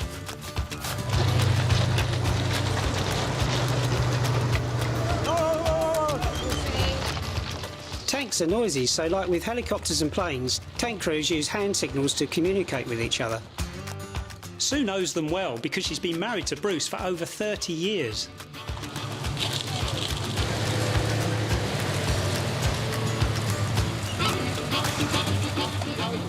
Nice one, mate. That's a really good job. Well done. No worries. Yeah, Job cool. done. I'm now the proud owner of a super rare Sherman tank, but it didn't come cheap. 175. Done. Go on. You might wash it though. I need to find ways to add value to this tank. So Freddie and I are off to catch a ferry to Normandy where there were lots of Sherman tank battles and hopefully some Sherman relics. Ammunition racks, machine gun mounts will all up its price.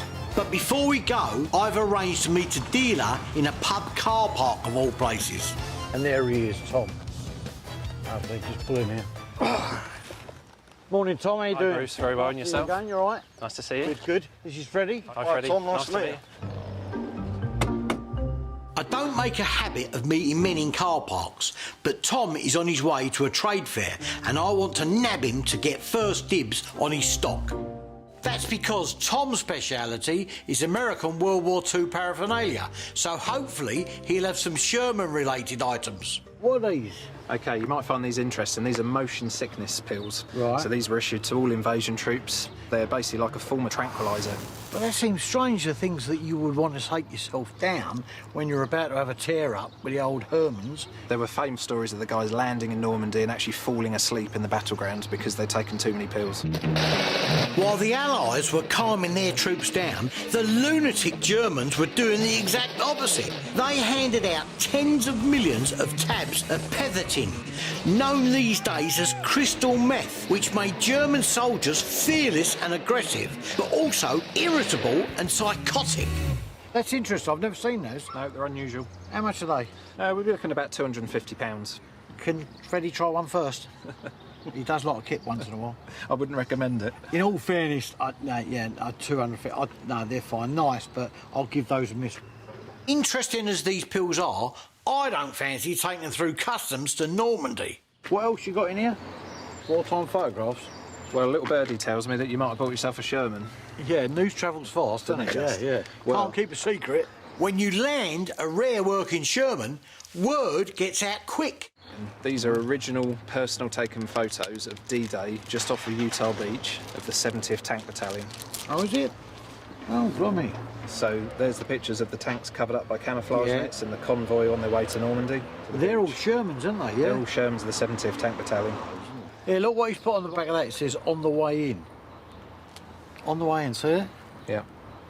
I can't begin to tell you how unusual D-Day photographs are of armoured units on their way to the beaches. Very, very unusual. Yeah, they were actually banned from taking cameras and taking photographs. These photos are fascinating. A rare depiction of American troops on their way to Utah Beach with their Sherman tanks. but also they're taken by ordinary soldiers, which wasn't allowed. Allied governments wanted to control what people saw. They thought people would have no stomach for war if they saw what it was really like. I mean, the fact that these are actual real photographs of somebody that was taking them on the morning of D-Day and they're of Shermans, they're really interesting to me. You got a figure on these, Tom? OK, be warned, they're not cheap. Right. We're going to be looking at about £50 a picture. 50 quid a picture? Blimey hell. It'd be a terrible shame to break them up. I totally agree, they've got to stay together. But that's 5, 1, 2, 3, 4, 5. So you got 5, so it's 250 quid. I mean, how does buy 4 get 1 free work? I mean, £200, and then I'm keeping them all together, you know. As you're going to keep them together, let's do it. You've twisted my arm. Yeah, lovely. OK, that's fine. They're interesting because, again, they're unpublished. Unpublished, uncensored photographs of Sherman tanks on the most famous invasion in modern history, D-Day. They're not going to significantly increase the value of the Sherman, but they're not going to hurt. Interesting. Right, that's great, Tom. We got to get going, mate. Thanks, Tom. Much appreciated. Nice to see you, gents. Thank you very much. Be in touch next week, mate. Ta-ra, mate. We've come to War and Peace, the world's biggest festival of old wartime military hardware. Look at the size of it. It goes all the way over there. Look, it's huge. 100,000 people come here to buy and sell old military kit. It shows you how big this world is. There's repro stuff and plenty of original kit too. I reckon I can pick up some bargains if I keep my eyes peeled. Listen, there's some nice gear in here, mate. Mobile phone? It ain't a mobile phone. Yeah? Right, again... Yeah, right? can I call a cab, please? Yeah, listen, that is a wartime American shortwave radio. This thing is considered the first ever handheld walkie-talkie, developed by the Galvin Company, who later became Motorola. It even came with a waterproof case. Every US and British platoon landed in Normandy on D-Day had at least one of these with them. 260. Is that each or...? It's got to be each. Look, same one again. 260 quid a piece, and they don't even have a hands-free kit. Look, look, look, look. Like a gun. Listen, it ain't a gun. It ain't a gun. What that is, right, believe it or not, it's a torch. And it's a torch for Pathfinder units. Pathfinders were the first people that landed. Pathfinder units were first used in World War II. Elite paratroopers that were dropped ahead of the main forces to recce and set up drop zones. It was a dangerous but crucial job, and communication was central to their task. They'd normally handle with this. Yeah, look. Yeah. So that would be put on there, and basically what they would do is they would fire it in Morse code and identify where they were on the ground to the aircraft. And that is a torch. Look down there. See? Yeah. It's battery operated in there. No. It's 300 euros. So how much is that in pounds? £260. Ain't a bad price, I've got to be honest with you. But it's not my cup of tea. Oh, Bruce, what is that? Well, you'd like that for weekends, wouldn't you? Do you know what that is? No. Try it on. Come here. What is it? Right, that is... Right, that is... So you open your mouth like that. It's a cold weather Are you mask. serious? Yes, so when you're in cold conditions, right? Right, it's something that will protect your face from the cold weather. These masks were lifesavers. In the Russian winter of 1941, temperatures fell to minus 40 degrees. In many battles, more soldiers were killed by the cold than by armed combat. The 6th Panzer Division alone suffered 800 frostbite casualties a day. Yeah, Bruce. What? Come and have a look at this. Is that a real one, a rebar or what? Tell you, inside, Yeah. that's a real one. That ain't cheap, right? Because of the black liner and the manufacturer's name, 1944, that's an original wartime Airborne berry. Serious? Yeah. This distinctive headgear was adopted by the British Airborne in 1942 at the direction of General Frederick Browning. And if you think the colour is impractical, you're not wrong. Rumour has it was chosen by his missus. It's got the original King's Crown on it, right? Yeah. That's how you can tell whether it's wartime or whoever the monarch was. So you can have a King's Crown and a Queen's Crown. That's a King's Crown. The top section of the badge is meant to be a crown and an imperial lion. Some troops call it the dog and basket. The make is, I think it's Kangol. There you go. They're the main manufacturers for wartime berries. I'd thought Kangol was a trendy fashion label. I had no idea they made World War II red berets. Let's find out how much they are. There'll be at least £1,000 a piece. £1,000? There'll be For a thousands. berry? Yeah. Because you have to earn it. Mate, I ain't touching that then. Original berries like this go for silly money, but you can't do them up. So to see a return on your investment, you've got to sit on them for at least 10 years. Lovely things, but not to pick. Yeah, look. Airborne radio stuff. These are the radio sets that they used at Arnhem and Normandy, right? Good communications in war are vital. And these number 38 Mark II radio sets were invaluable to the Allies. They had a range of 2 miles. Around 190,000 were made. But I've never seen a set in such mint condition.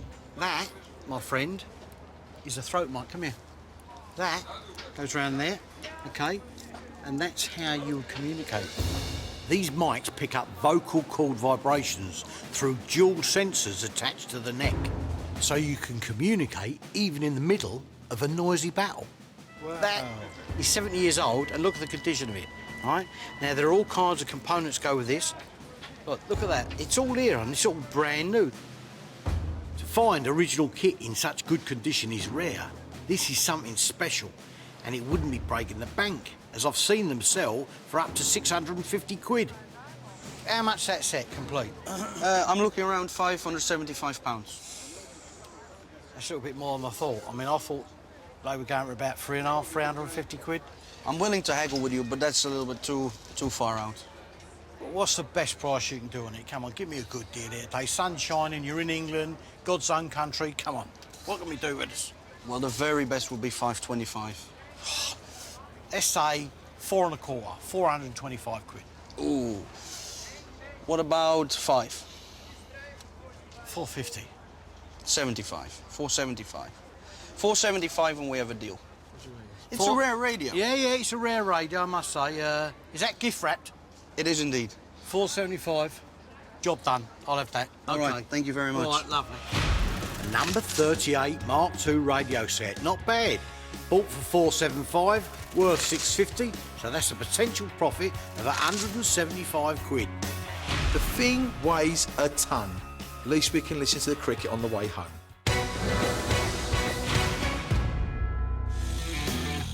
The problem is, my Jeep is a bit of a mongrel.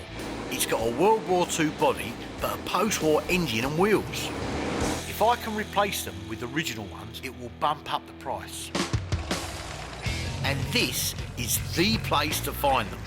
The War and Peace Show near Folkestone. But I reckon peace was a bit of an afterthought. There are hundreds of Jeeps and parts here, and I've brought my money man Hoos along to keep an eye on my spending. I want to get some Jeep engine parts, I want to get some first aid kits. I just want to have a general look round and see what we can find. Rightio. Before we search for an engine and wheels, I want some original Jeep accessories to make it even more authentic. I want little bits and pieces so that we can kit the Jeep out. You've got to root round this stuff though, mate. It's got to be original stuff. The stalls here have got loads of post-war gear, but mixed in with original World War II kit. The challenge for dealers like me is telling them apart. It looks what we're looking for, right? But it ain't what we're looking for. This is a post-war one. This one's wrong because it's got 4 clips on it. It should only have 2 clips on it and a hinge right the way down one side. This box isn't right for a wartime Jeep, so I'll have to hunt for one another time. What is this here? A bandage, American 1943, yes. Original wartime, Original, yes, original. What are these things here? These ones here? Are these a bigger one? The big one, the big, large first aid dressings. Lovely, OK, all right. We take bandages for granted, but they're almost as important as a gun to a soldier. During World War II, a soldier had an 85% chance of survival if he was treated within an hour. So to reach injured troops fast, the US Army started filling Jeeps with first aid kits and used them as 4-wheel drive ambulances. Because of things like this, you were 10 times more likely to survive being wounded in World War II than in World War I. How much is that? What's that, £10? It's 10 euros. 10 euros. To be honest. Oh, that's okay, it's even better. Listen, can I make a little bit of a pile here and we'll have a little divvy up at the end? We'll put them here. All right, put them there. Can I just have a look at that mess tin? Is it an American one, yeah? It's an American one. It's marked US. I think it's 44. That's what we want. This goes in the Jeep. All the American troops used to carry it. See where that's been burned. Do you have any of the heater things that go with it? Yeah, the heater things, Second World War. Lovely. So you'd open this, put it underneath, they put these on the bonnet, boom, and they cook on them straight away. These mess tins and burners are fantastic. Over 16 million Americans served in World War II. That's a lot of mouths to feed. The last thing you want to be carrying into battle is heavy cooking gear, and these little windproof burners meant troops could rustle up some hot grub under any conditions. But they did have a downside. Don't touch, they're poisonous, look. If you have these in a confined space, you'll keel over. It's like you're on brandy. These burners used a toxic alcohol, which if you drank it, could kill you. But the troops found ways to distill them and mix up a cocktail or two. I think I'll stick to the Baileys. We'll take 4 of them, yeah? Yeah, no problem, Dan. All right, because he's hungry. These accessories will make my Jeep more authentic. I had ear defenders and a gun strap to put together a bulk buy. Right, let's have a little tally up. Yep. 10, 12 is 22 and 30. 52, yep. 30 is 82, and the air defenders... Times 2, yeah? 90 altogether. So what's my discount? Your discount? Come on, you've got to have a bit of discount here. The best I can do is minus 10%. So, no, Belgian can count, so 90, 80. 80? 80. That's better than 10%. Job okay. done. Lovely. I've got a good little deal there, I reckon. It's always worth asking for a discount, especially if you're buying a lot of stuff. You all happy with your shopping there, then? Yes, I am. Very, very happy. We go home now? No, we can't go home yet.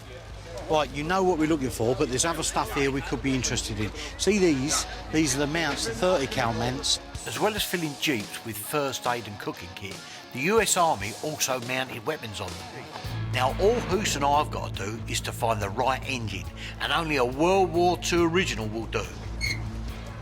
Straight away, I can tell you, right, that ain't what we're looking for. Show me. The air filter's in the wrong place. It has the wrong carburettor on it.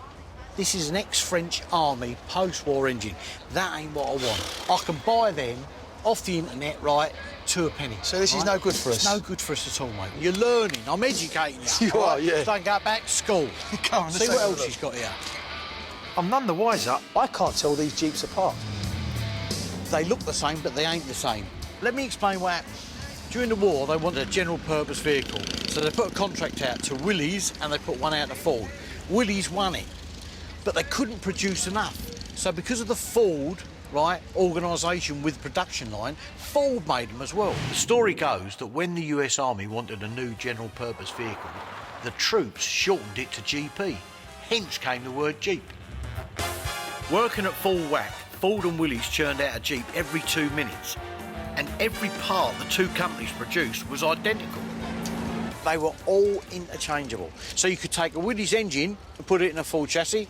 You could do vice versa as well, right? And they were made in their thousands.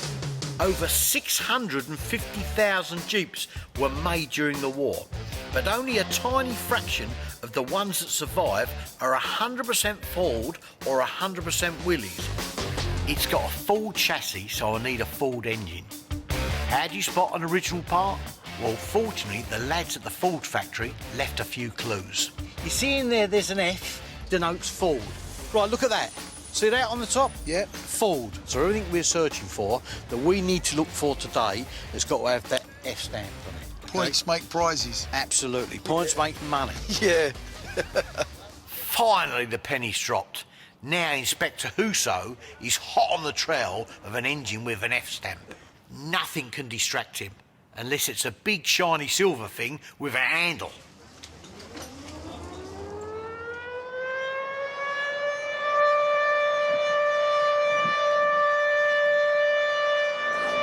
What? It ain't a siren for the Jeep. What is it? Well, it ain't for a Jeep. Look at the size of the thing. Air raid sirens were only removed from British towns 20 years ago. Hoos nearly started World War III with this one, but on the plus side, he stumbled across what we're looking for. That is a Ford engine. See that F there? Right, yeah.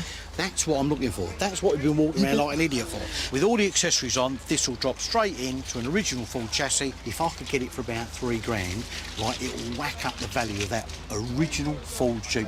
This engine is spot on, and they stock the wheels as well. Happy days. I've got the wrong wheels on the front of mine. I've got the wide wheels. I don't really need the tyres. It's just the wheels that'd do me. All right. Let's have a word with the geezer. This engine, I see it's a wartime Ford engine, yeah? Yeah. Completely rebuilt? Yeah. Back to an original standard, I take it, yeah? Yeah. If I had the two wheels and the engine, how much that be? Roughly €5,000. So you're saying 5,000? What about 3,500? You got to do something on it for me.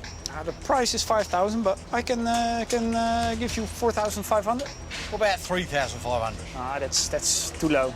Oh, come on, what can you do to me? You know, I'm a cash buyer, bang, on the nose, paying the money straight away. We can meet in the middle, 4,000. 4,000 euros for the two lots. Yeah. Put it there, lovely. Okay.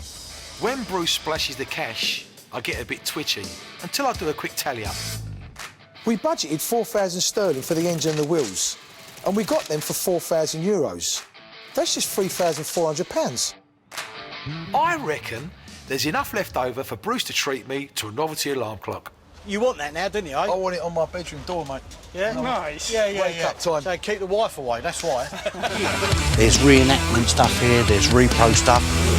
There are hundreds of stories. The challenge to a dealer like me is to skip out the valuable and authentic items before anybody else gets them. Bruce, how are you doing? I'm fine, mate, enjoying the sunshine. To do that, I rely on my network of contacts I've built up over 30 years. This guy's quite good. I've had stuff from him before. Mr. Ben. Hey, Bruce. How you doing, mate? All right? Yeah, good. Nice to see you. This is my better half, Mr. Roos. Hello. Can we just have a look round and see what goodies and toys you got for us this year?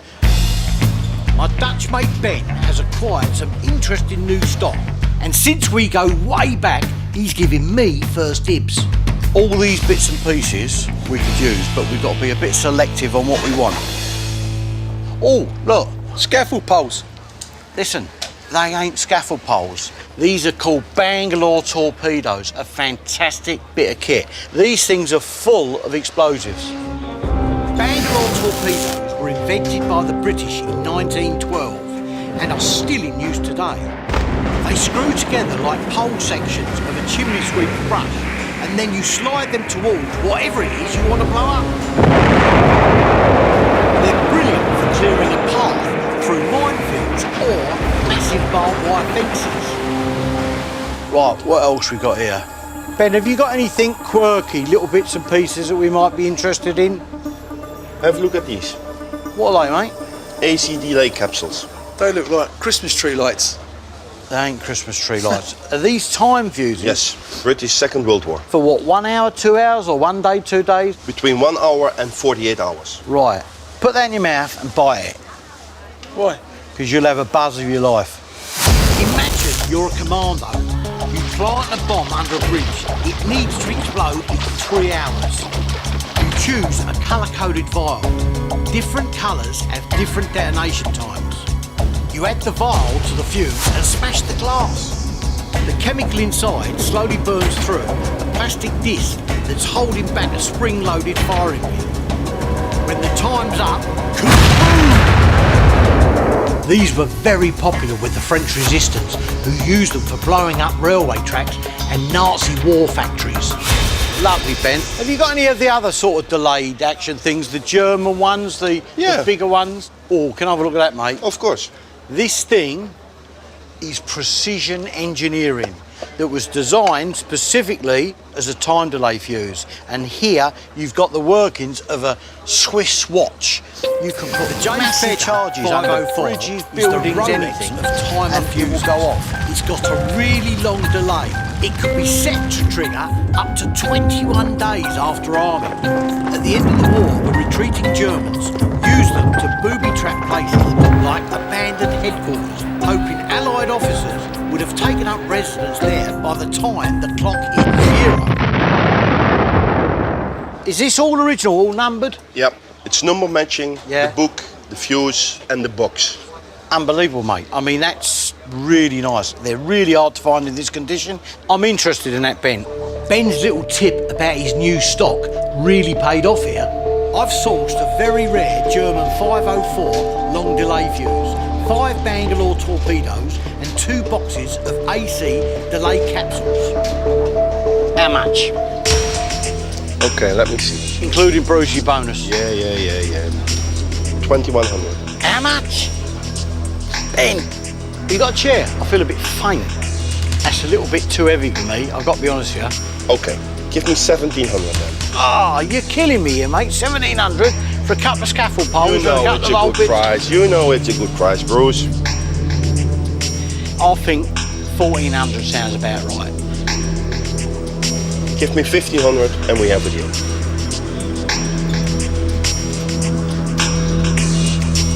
£1,500, done, mate. Thanks, mate. Okay, Bruce. £1,500 is a bargain for this lot. Sold off individually, marketed right. I'm looking to double me money. We're about to load up the motor when Ben gives us the lowdown on a recent business trip to Finland. When I was there, I met a guy. Right. I went to this guy's house. It's in the middle of nowhere. Yeah.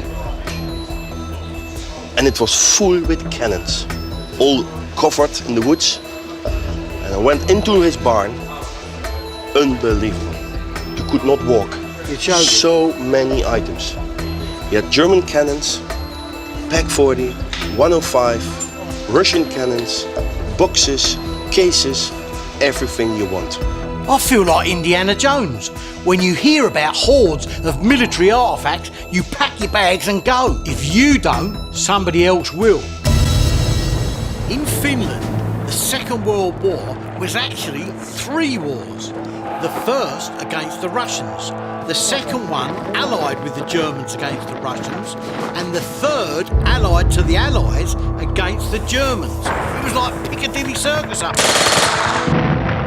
As a result, there still is a lot of unclaimed kit lying around in Finland's vast cold forests.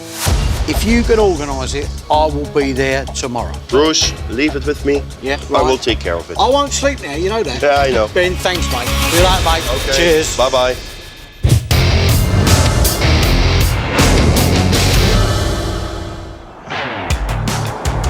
I get quite emotional about what I do, because military artefacts are tangible reminders of sometimes heroic struggles. And one such World War II relic has just surfaced in Waterlooville in Hampshire, which is where I'm heading now. I'm all excited. I've been here for years. Dave Hucklebridge has been collecting militaria for the best part of 50 years. And like me, he's got an eye for the unusual. Right, Dave? Yeah. Oh, yeah? Yeah. Hey, This is Freddie, right? Oh, lovely, Dave. It's rammed, isn't it? Yeah. Are they all ammo boxes? Yeah. Oh, I've got to leave, mate. I'll only come down here to spend a couple of quid. Although I'm here for something very specific, there's always a couple of surprises in Dave's quirky collection. What is that? That is a mule, the saddle. German, yeah? Yeah, absolutely. German vehicles were often brilliantly designed, but their factories failed to produce enough. So the German army relied on over 1 million horses and mules to transport men, guns, ammunition, food and other supplies to the front line. This saddle was designed to transport an 11-kilogram MG42 machine gun. That actually fits on the top here, and then you could carry the box of ammunition on the side. on the sides there. Nice. I mean, don't get me wrong. For me, though, no. Honestly, it's not my cup of tea. It's a fascinating piece, but I'm not betting on the GGs right now. And I'm a bit distracted because I've spotted the main reason I'm here. When you see it, you might think old Brucey's lost the plot, but let me assure you, this is special. Is this the glider rib piece you told me about? Yeah. This is from a horse glider? The rib of the fuselage. Right. Like if you go down, like if you imagine the fuselage as a tube. Yeah. And this is one of the ribs that would go all the way around the fuselage. Right. After the First World War, the Versailles Treaty stopped the Germans building military planes. They got round it by building gliders. In 1940, just 85 German paratroopers in gliders took the Belgian fortress of Eben im Al. The British were so impressed, they started building their own gliders called horses. They were cheap, effective, but very dangerous. Lifted into the sky by a tug plane, the glider then made a slow, terrifying descent. How many people were in these things? The Horser could be fitted with 32 seats, but I only ever really put 28 in because that's how many blokes was in an airborne platoon. Once they got on these things, it was definitely a one-way journey. Lots of them didn't actually make their destination, did they? How scary must it have been to fly and crash land in one of these? It was a one-way ticket into enemy territory, with no landing strip and no way of evading enemy fire. Once on the ground, a glider pilot wasn't going home, so he became part of the infantry. In one battle alone, the Battle of Arnhem, more than 200 of them were killed. This is actually from the battlefield, yeah? This is the section of a glider that was going to Arnhem. It was shot down and crashed. The crew were killed in it. Right. I don't want to haggle about things like this because it's a little bit more than having a deal on something. Absolutely. You know, so it's something that'll be close to my heart. I think the fair and the good price would be that £700. £700. Job done, mate. Thank you very much.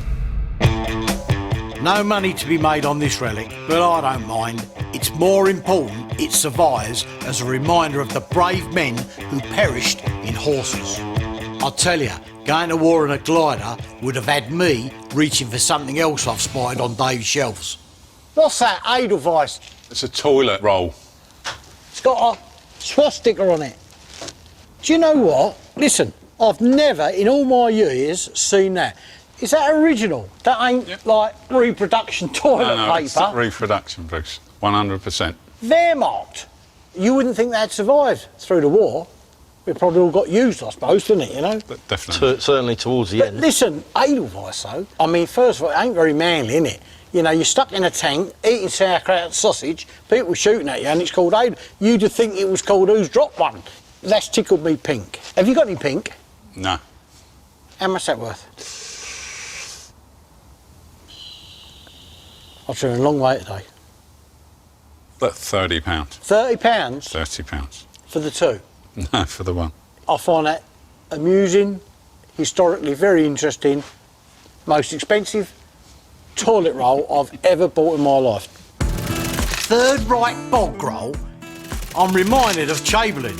I have in my hand a piece of paper. The Nazi wrapper says it's chemically pure, but I'd have to be caught very short to put that to the test. That has made my day. I fancy doing the same, but this isn't the place to pick up a deal on a gun. So I've sent my arms experts, Ian and Freddie, to hunt for one at Drop Zone Warehouse. This place specialises in old deactivated guns and it's packed with memorabilia. Even got a helmet for you. Go with your fireman's outfit. Oh, Mega. I'll wear this one if you put that other one on. See ya. Yeah. Because we're doing a D-Day jump, Bruce is keen to fit the Jeep with a 30 calibre machine gun, just like the US paratroopers did during the war. Finding one amongst this lot is not easy. Luckily, weapons expert Dave Main's on hand. So, anything that floats your boat?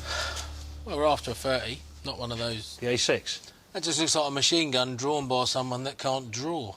America's best answer to a light machine gun at the end of World War II. Yeah, but compare that to this, look. I know what one I'd pick. This is more like it, the 30 calibre M1919. M stands for model, 1919, the year it was invented. The Americans made nearly 500,000 of them during World War II. They could be used by infantry or mounted on armoured carriers and jeeps. It's a nice gun, that one. That's a 42 dated one. That's more like what we're after. Yeah, what's the date of your Jeep? Ask me a question on sport. OK, yeah. Well, I mean, it's certainly period, and it's got to be appropriate for the Jeep, but that's the one you want. That's what we're looking for, really. Yeah. I mean, I'm an armourer, so I work on these things. Have either you ever fired one of these before? No, not with them, no. Would you like to fire one of these? Yeah, I wouldn't mind, yeah. I've got one of these in stock. I've got a place down the road and we could probably set that up. If we buy the gun, it'll be a deactivated version, but Dave has a live one locked up for special occasions. Perfect. I'm a big fan of try before you buy. So we head down to this range to put a real one through its paces. The sun is shining. I've got a box full of ammunition and a nice big target. Life is good. I'm buying a machine gun for Bruce's Jeep. My weapon of choice is the M1919. That's your target. Have a bit of fun, see what you can knock down.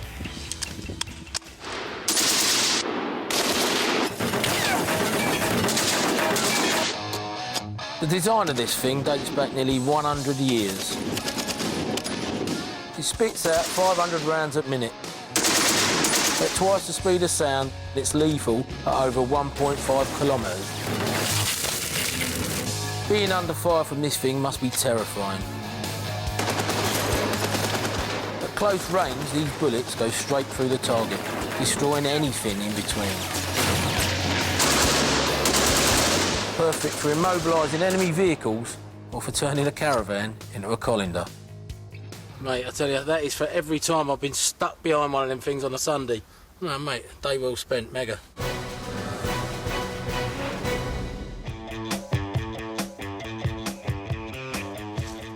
Right, here, Gary, come and have a look at this. You're going to love what we've got in here. Back in the UK, I'm giving Gary Hurley the Royal Tour. Gary isn't just a collector. He stages reenactments of World War II battles, and he wants things that go bang, but they must be authentic.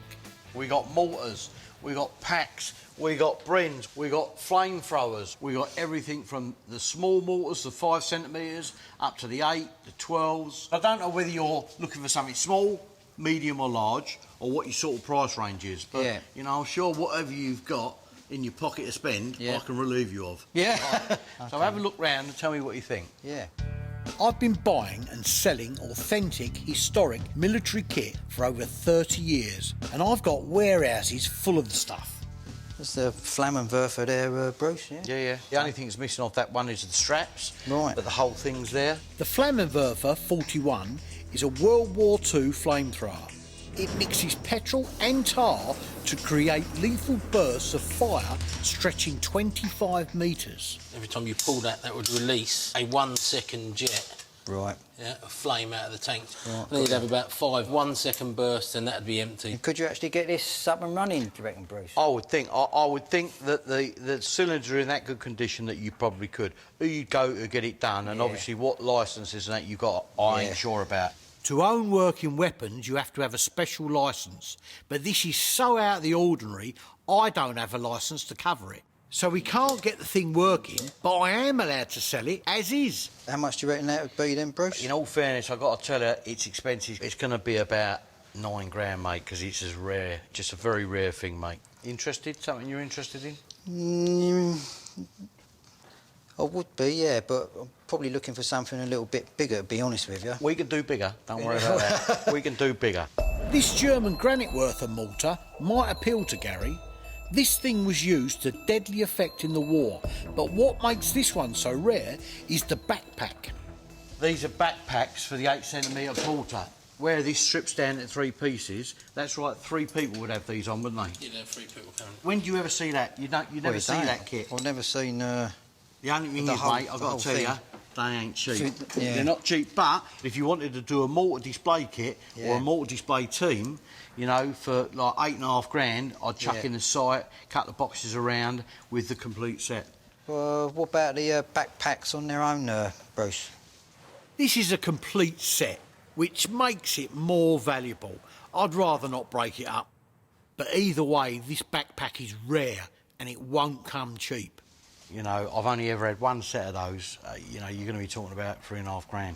A lot of money, but, you know, you just don't find them. And I don't really want to split it up. So if I was going to split it up, it's got to be that sort of money. Right.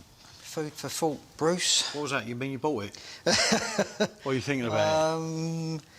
Let's have another look round at some of your other stuff, eh? OK, all right, OK. But listen, mind. think that's rare, believe me. You ain't going to see another set like that.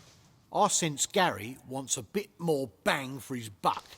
something that really says World War II. Now, this could be more in line with what you're looking at then.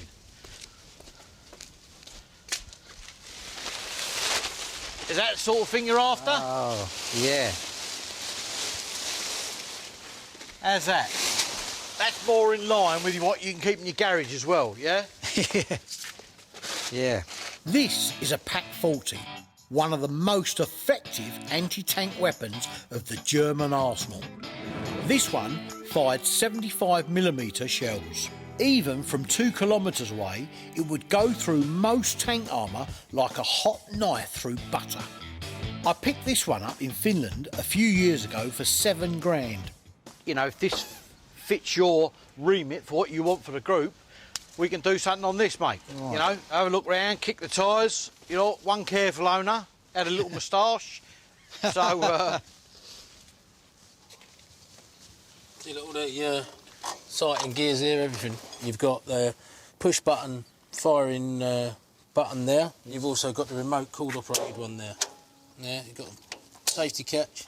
now, you can see the condition of it, and in all fairness, all right, it's a bit grubby, but cleaned up, this would be like mint. You get a crew of blokes working this properly as it should have been done, yeah, and it will look the nuts, mate. Now I've got him where I want him. Something that floats your boat? It is indeed, mate, yeah. Yeah? So, how much do you reckon? Well, obviously you can see it's in good nick, it's complete, right?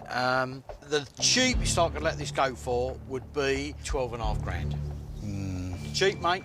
Yeah. It's cheap, you ain't going to find one that sort of money. It's looking more like for me for about 7.5. You could have it for 7.5, but I'll have to take the barrel off.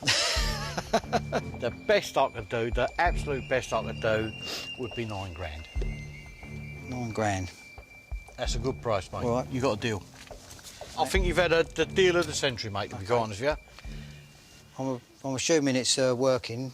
Working? This isn't a wristwatch, it's an anti-tank gun. Even to fire blanks, we're not just talking engineering.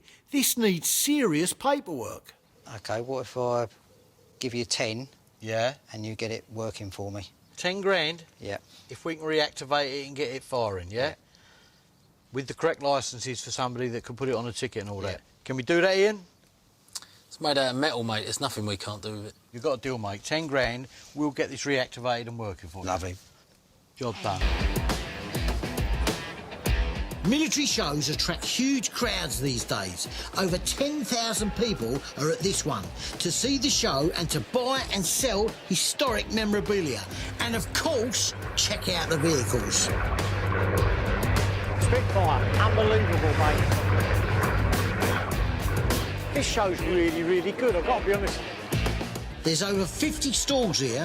That's nice. I'm like a kid in a toy shop. Hold it, stop. I've spotted something straight away. Look at this.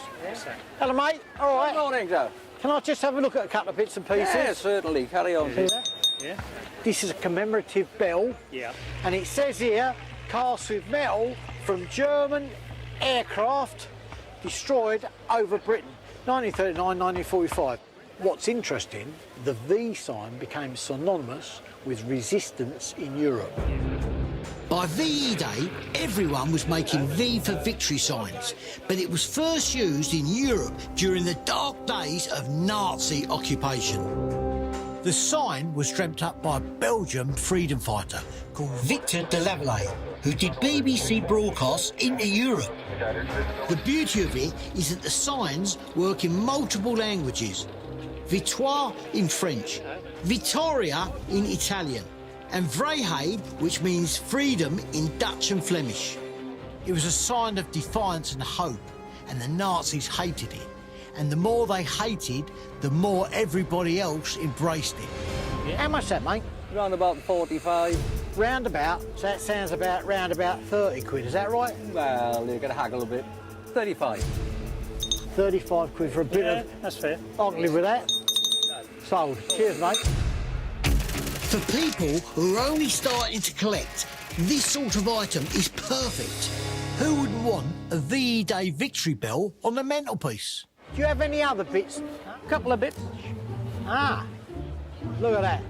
That's exactly what we're looking at. When have you heard the word Hitlerism? Yeah, that's a new one. War against Hitlerism. I have never seen that, Hitlerism. That's new to me. And it obviously commemorates with all the flags of the nations that took part. The flags on this teapot are a poignant reminder that this was a world war and no fewer than 46 countries made war on Hitler. Liberty and freedom. That sums it up, doesn't it? Yeah, Look at that. We could do with a new teapot in the workshop, couldn't we? Well, I ain't surprised you drink enough tea.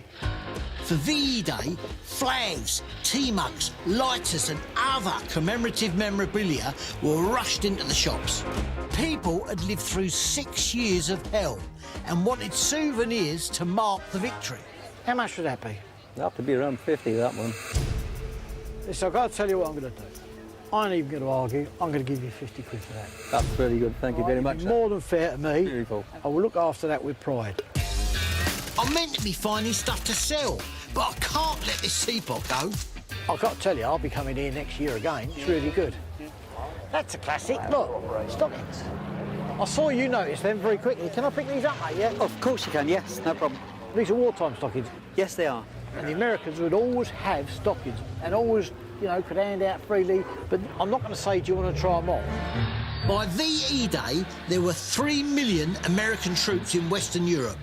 They brought freedom, cheap cigarettes, and strangely enough, nylons for the girls. The British government did not consider ladies' nylons an essential item, unlike ladies who, as the GIs were pleased to discover, would go to considerable lengths to get them. You had a couple of packets of fags, a bottle of gin and a set of tights. You was going to have a good night, mate. You was going to liberate and liberate in a very nice way.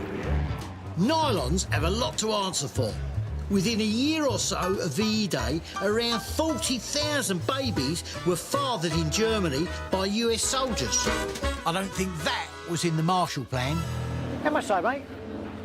Hoping for 20. 20 quid. How much are stockings now?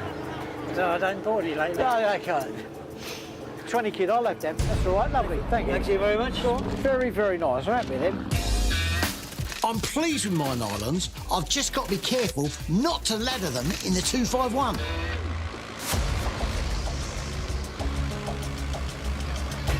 Phil, Nick, listen, this old reenactment's about to start. After you, age before beauty. We're careering around recklessly in a vehicle worth 300 grand, and Phil's loving it. But if he has a prang, it's him who'll have to fix it. Phil, do a loop. That's it. Yeah. On VE Day, while partying was going on in the UK, hostilities in Europe hadn't officially ended for another 24 hours. So skirmishes like this were still playing out across the continent.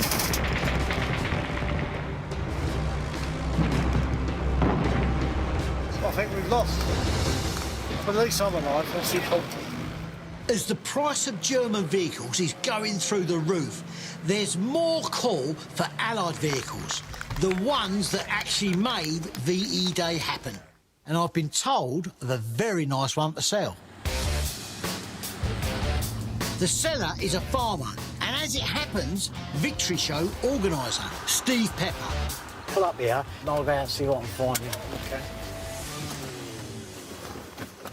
Steve? Hello, mate. How we doing, Steve? Right. Morning, Bruce. Sorry to drag you out. No, you're a busy man. You know Phil and Nick, yeah? All right, how you doing? Good to see you again. You all right? Follow me in the shed, have a look. All right. Ah, this is it, Steve, yeah? Yeah, that's an M3A1. Lovely. Saw the whole thing from Normandy right the way through to the end of the defeat of Germany. And then Victory Day, these things were rolling through every country in Europe as part of the Victory Parade Day. I mean, there'd be all kinds of things sticking out the top of this. Flowers, bunting, the odd leg or two. In the closing weeks of the war, the sight of an M3 coming into town meant freedom, not to mention nylons.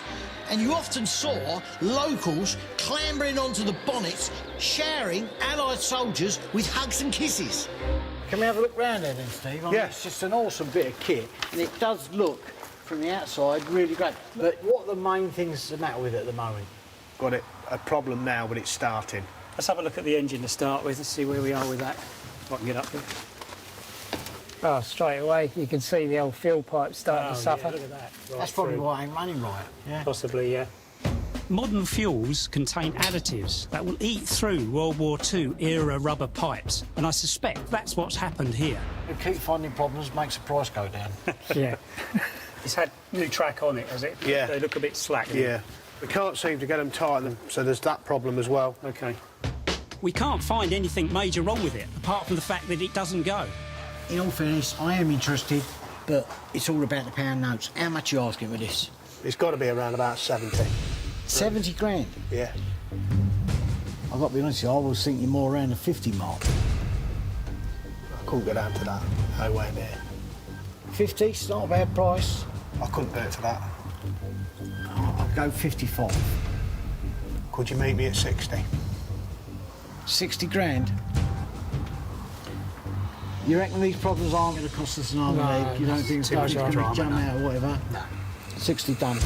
Steve, you've got a deal, mate. Cheers, Bruce. That's great. I appreciate that. It's so good that more people are buying and preserving wartime relics. But it isn't half shoving the prices up. But I love the look of this vehicle, and it screams VE Day. Just as long as the twins can get it running. While the twins entertain themselves with the M3A1, Freddie and me are going to see a dealer mate of mine called Jim Cleary at his warehouse in Suffolk, not far from my HQ. Let me tell you, every time I've come over here and had stuff off Jim, it's the best quality you can imagine. There was only one VE Day, so specific related items are rare. But Jim's just the sort of dealer who'd have some tucked away. Keep your hands in your pockets. Jim, hello? Here he is. Hello, Bruce. Jim, all right, mate? Jim, you know Freddie, didn't you? Hi, Jim. Nice to see you. Freddie. Listen, you got some victory bits and pieces. Yeah, sure, yes, coming here. This might be something for you. Oh, what is it, Jim? Oh, this VE Day newspaper for you. Ah, right. It's the Daily Sketch. 8th of May, 1945. Look at that. World makes whoopee. You know that they allowed the Queen to go out on her own and got involved in the old whoopee. Probably, she did, yeah. And there's my man. Look, Churchill. This must have been the greatest day of his life. There he is. You know, he's proved everybody wrong. He beat the Germans. And he must have felt like he was, I don't know, Ronaldo, Beckham. On VE Day, Churchill recognised the nation needed to blow off steam and made sure there was enough beer for the celebrations. Later, he heads to Buckingham Palace, but forgets his trademark cigar. So he hides from the cameras until his bodyguard fetches one. He knew this day would forever live in history, and ever the showman, he wanted to look the part. What else you got, Jim? Or can I have a rummage or what? Well, yeah, I've got this matchbox holder.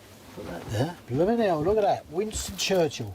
He was the greatest Briton that ever lived. He looks slim, didn't he? Do you think he looks like me? I do. Not really. I feel a little bit empowered. I feel a bit Churchill. Yeah, nice that, Jim. That and the newspaper, I've got to be honest here. Yeah, I like both those bits and pieces. How much are they, Jim? Well, £10 on the newspaper and 15 on the matchbox holder. £25 with a pair. Yep. Done, mate. I'm happy with that. I'm happy with that. Lovely. At these prices, who would not want to own a piece of history? There's a nice jacket and a, well, it looks like a German water bottle. Well, it's just a standard one. For what? Oh, no, not just a standard one. This has got a lovely story to it. Right. Now, this bottle here, you can hear it. That's water from the Rhine. This one belonged to a former RAF prisoner of war called Dougie Caddy. And at the end of the war, he was liberated from his prisoner of war camp. And then he was at the point of departure for the airfield to bring him back to the UK. Yeah. And really hot day, and found the German water bottle, filled it up with water, got back to the airfield.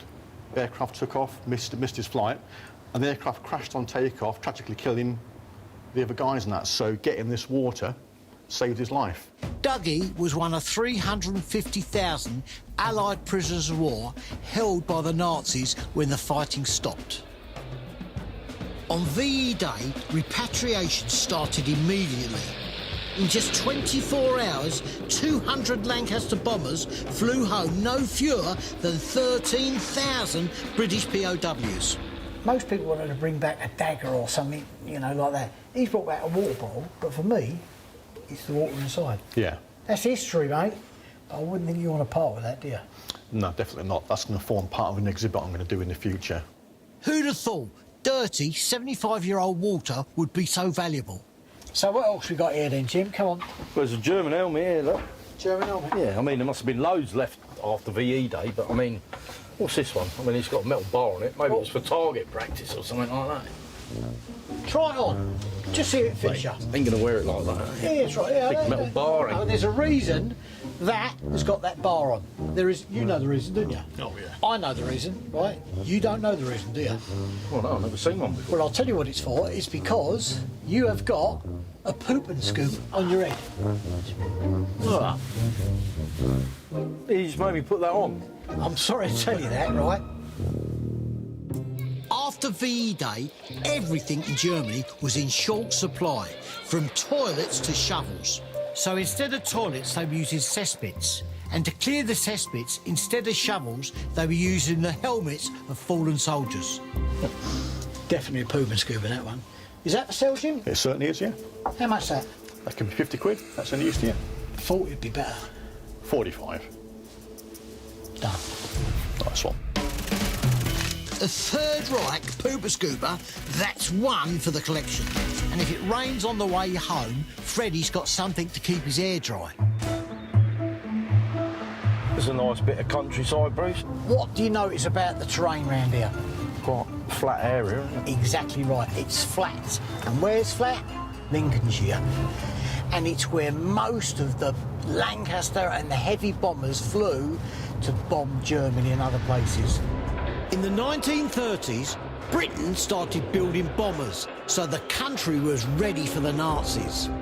In 1936, they came under the control of a newly created section of the RAF called Bomber Command.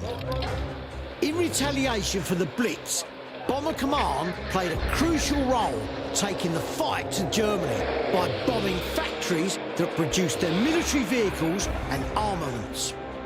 In 6 years, over 364,000 missions were flown and hundreds of thousands of tons of bombs were dropped on German towns and cities.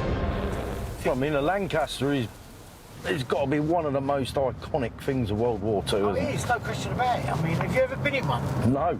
It's just something that since I've been a kid, I've had this fixation about standing next to one, getting in one, seeing one for real. We're at the Lincolnshire Aviation Heritage Centre, where Andrew is working on the Lancaster. Here, look at them flying over there. F-16s up there, look. Unbelievable. RAF Coningsby is just up the road, and he's one of the UK's quick reaction bases. He said meet us by the control tower. What's his name? Andrew. Yep, over here, Bruce. Oh, here he is. Hello, Andrew. Nice to see you again. Yeah, you too. This is Freddie. You've not met Freddie before. Listen, I really appreciate you inviting us up here. Well, we're hoping that you might be able to help us, actually. We've got a list of bits that we're looking for. I'd be only too happy to help you, because you've got the most important thing of all here, your Lancaster, which we'd love to see. Yeah? Absolutely, yeah. We'll go and have a look. All right, after you. Lancasters could fly 1,600 miles and carry up to 10 ton of bombs. That's 40% more than its American rival, the B-24 Liberator. Oh, look at that. How'd you like that sitting in your front garden? That is just awesome. Andrew has got one of only 17 Lancasters left in the world, so being asked to help restore it is an opportunity of a lifetime. Do you know what you're looking for here? Yeah, there's a few things I can point out to you as we go around. One of them is bomb carriers. Very scarce, very hard to find. Hard to find? That's where I come in. Andrew has spent 15 years restoring this Lancaster, and given it's a bomber, he wants the bomb bay itself to be 100% authentic. It's just huge, mate. Now you can understand why it carried more than the American paper. I know, mate. Andrew, can we have a look inside now, then? Yeah, let's go get on board. Yes. Can't believe we're actually getting inside it. Unbelievable, Freddie. Look at this. can't believe we're actually sat in a Lancaster bomber. Imagine most of the people sitting where we are now were 18, 19, 20, 21 year old. I mean, can you imagine when it's flying and you're going through turbulence, you've got flak coming up at you? The flight crew of 7 included 2 gunners, 1 mid-upper and 1 at the rear. The life expectancy of a new recruit was just 2 weeks. And you've got to imagine, you're a rear gunner, go and have a look, see what it's like. But stop first, put that on. Oh, where do you get these from? Because I saved these wonderful things for you to try and make it more realistic. That looks small down there, doesn't it? But it's not that much room in here. It is so claustrophobic. It must have been a horrendous place to be. I reckon the rear gunner had the short straw. Stuck in a tiny cramped turret at the end of a narrow passage, they were badly exposed to enemy fire. As great as it is being in the back here, you are missing one of your triggers. Yeah, the turret parts are very hard to find, very hard to come by. Well, I can't promise, but we'll put it on the list. To defend themselves against more nimble German night flying planes, Lancasters were fitted with 8 Browning machine guns. 4 of them were in the rear turret and fired simultaneously from the same trigger. Does this ever get started up? Yeah, we've actually got an engine run this afternoon, so you might as well stay on board. I'm in heaven. First time in a Lancaster, and they're about to fire it up for me.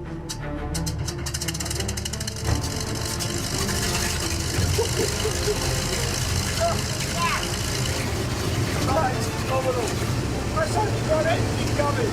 Already got a shout.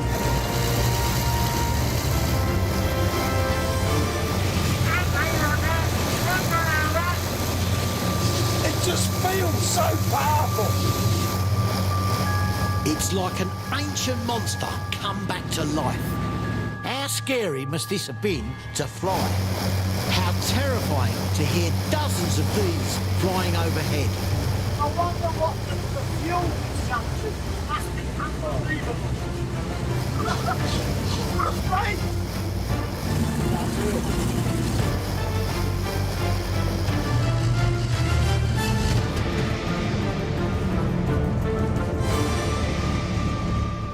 Thank you, chaps. That was awesome. That was phenomenal. Really good. I have to say, Bruce, that was absolutely fantastic. That is one of my top bucket list things to ever have done. For me, it was awesome, but terrifying. It just ticks the box to how brave these guys were. To find some of the parts Andrew needs, I know exactly who I'm going to start with, a relic hunter called Jim Clary. He's a proper Air Force aficionado. There we go, mate. Just pull up here. Just here, yeah? Yeah. This is awesome. You're going to love this place. Jim works out of a former World War II airfield in Norfolk that's still got some of its original buildings and hangars, and he specialises in RAF gear. Jim? Hello, mate. How are we doing? All right? Hello, Bruce. How's it going? Look now, it's like Aladdin's cave in it. All right, Jim. You all right, Freddie? Every time I come in here, it's just ridiculous. You get more and more cool stuff. Oh, wow. I mean, it's incredible. There's a rather salty flying jacket. Any interest? That's a bit special, that one. It's a bit moffy. Well, it's seen a bit of service. But the nice thing with this one, this is what I love about it, is that the guy who owned it, he was a pilot, obviously, Right. and he has put his pre-flight checklist on the inside of the sleeve. No. Yeah, so you've got... Look at that. Trim, fuel, hatches, throttle slots, passengers, mixture, gauges. That's awesome, mate. It tells a story, that. It does, mate. A shortage of pilots at the start of the war meant you could qualify after just 6 months training. So I'm not surprised this chap, who was probably barely in his 20s, wrote himself a checklist. I'd have done the same. On a bombing raid, schoolboy errors could easily prove fatal. I take it this is part of the private collection? It is, yeah. It's going to be restored and then put on display in the collection. That's a shame. The handwritten checklist turns this ordinary flight jacket into a fascinating bit of history. What are these, Jim? There's like German leaflets of some kind. These been dropped on the UK? No. The thing with these is, not only was Bomber Command bombing Germany, they're also bombing them with BUMF. Propaganda. Propaganda. So this one is telling the Dutch now what's going on with the RAF and the war effort and so on and so forth. Have you seen that? It's signed by Bomber Harris. He was responsible for dropping these out. Press home your attack. If you individually succeed, you will have delivered the most devastating blow against the very vitals of the enemy. Head of Bomber Command, Sir Arthur Harris, or Bomber Harris as he was often known, ordered the carpet bombing of cities like Dresden. Some historians have since deemed this a war crime, but Germany's Nazis were at the time committing unthinkable crimes across Europe and refusing to stop. I've seen there, it says Coventry. He's mentioned all the towns that the Germans destroyed. So Bomber Harris, they sowed the wind, and now they will reap the whirlwind. The whirlwind. And he meant it, and he didn't take any prisoners. That's incredible. How much that one? You can have £20 if you want. Love it. £20, yeah. Lovely. Don't argue. That's lovely. Propaganda leaflets were dropped by Lancasters and will interest any enthusiast. What else we got? Anything would help me at all. Well, I've got this bit over here. It might be a bit too damaged, but you never know. It's Lancaster bomb rack. Right. A bomb rack is on my shopping list, but it looks like it's been wounded in action. What do you reckon, Freddie? Too far gone? It's a little bit bent, but other than that, it's in fairly good condition. I think so. I think you straightened that up nicely, mate, to be quite honest with you. How did that go then, Jim? It went up that way, did it? Or? Yeah, it just fits inside underneath the bulkhead. Right. Underneath your bomb bay, just hangs down like that, and then your bombs are underneath it. Very, very nice. I'm happy with that. Obviously, until you tell me the price. You do know it's going to a good home. Yeah, that's yeah. As it's for them, £40. £40. Lovely. 40 quid's a bargain, as there can't be many of these left. Luckily for me, people don't seem to be queuing up to buy Lancaster bomb racks. Freddie and I are on the hunt for plane parts to help Andrew Panther rebuild his mighty Lancaster bomber at the Lincoln Aviation Heritage Centre. I have to say, Bruce, today has been pretty good, but I am a little bit knackered now. Wait until you see where we're staying. It's too late to drive home, so we're staying overnight in a place that's steeped with Bomber Command history. Do you know what this place is? A rather nice looking hotel. Well, it is. This is where the famous Dambusters stayed. They lived in here. This was like their barrack. Well, it is. All the officers and everybody. That's a brilliant piece of history. Petwood House served as the headquarters for Bomber Command's 617 Squadron, aka the Dambusters. In 1943, they destroyed 2 dams and damaged a 3rd in the Ruhr Valley, flooding dozens of Nazi war factories and taking out their hydroelectric power supply, using a radical new weapon, the bouncing bomb. Come and have a look at this. Well, looks like the engine out of a steam engine. Have a look at it. All right, it could possibly be a bouncing bomb, but they're all in Germany, surely. That is a prototype bouncing bomb, one of the only surviving prototypes they use for training, and they've pulled that up and put it here as a permanent memorial. Aviation engineer Barnes Wallace invented these drum-shaped 4-ton rotating bombs to bounce across the water until they reach their target. 19 Lancasters took part in this raid. Each carried a single bomb which had to be dropped from a height of just 20 metres. It took some incredible flying. That is a real piece of history.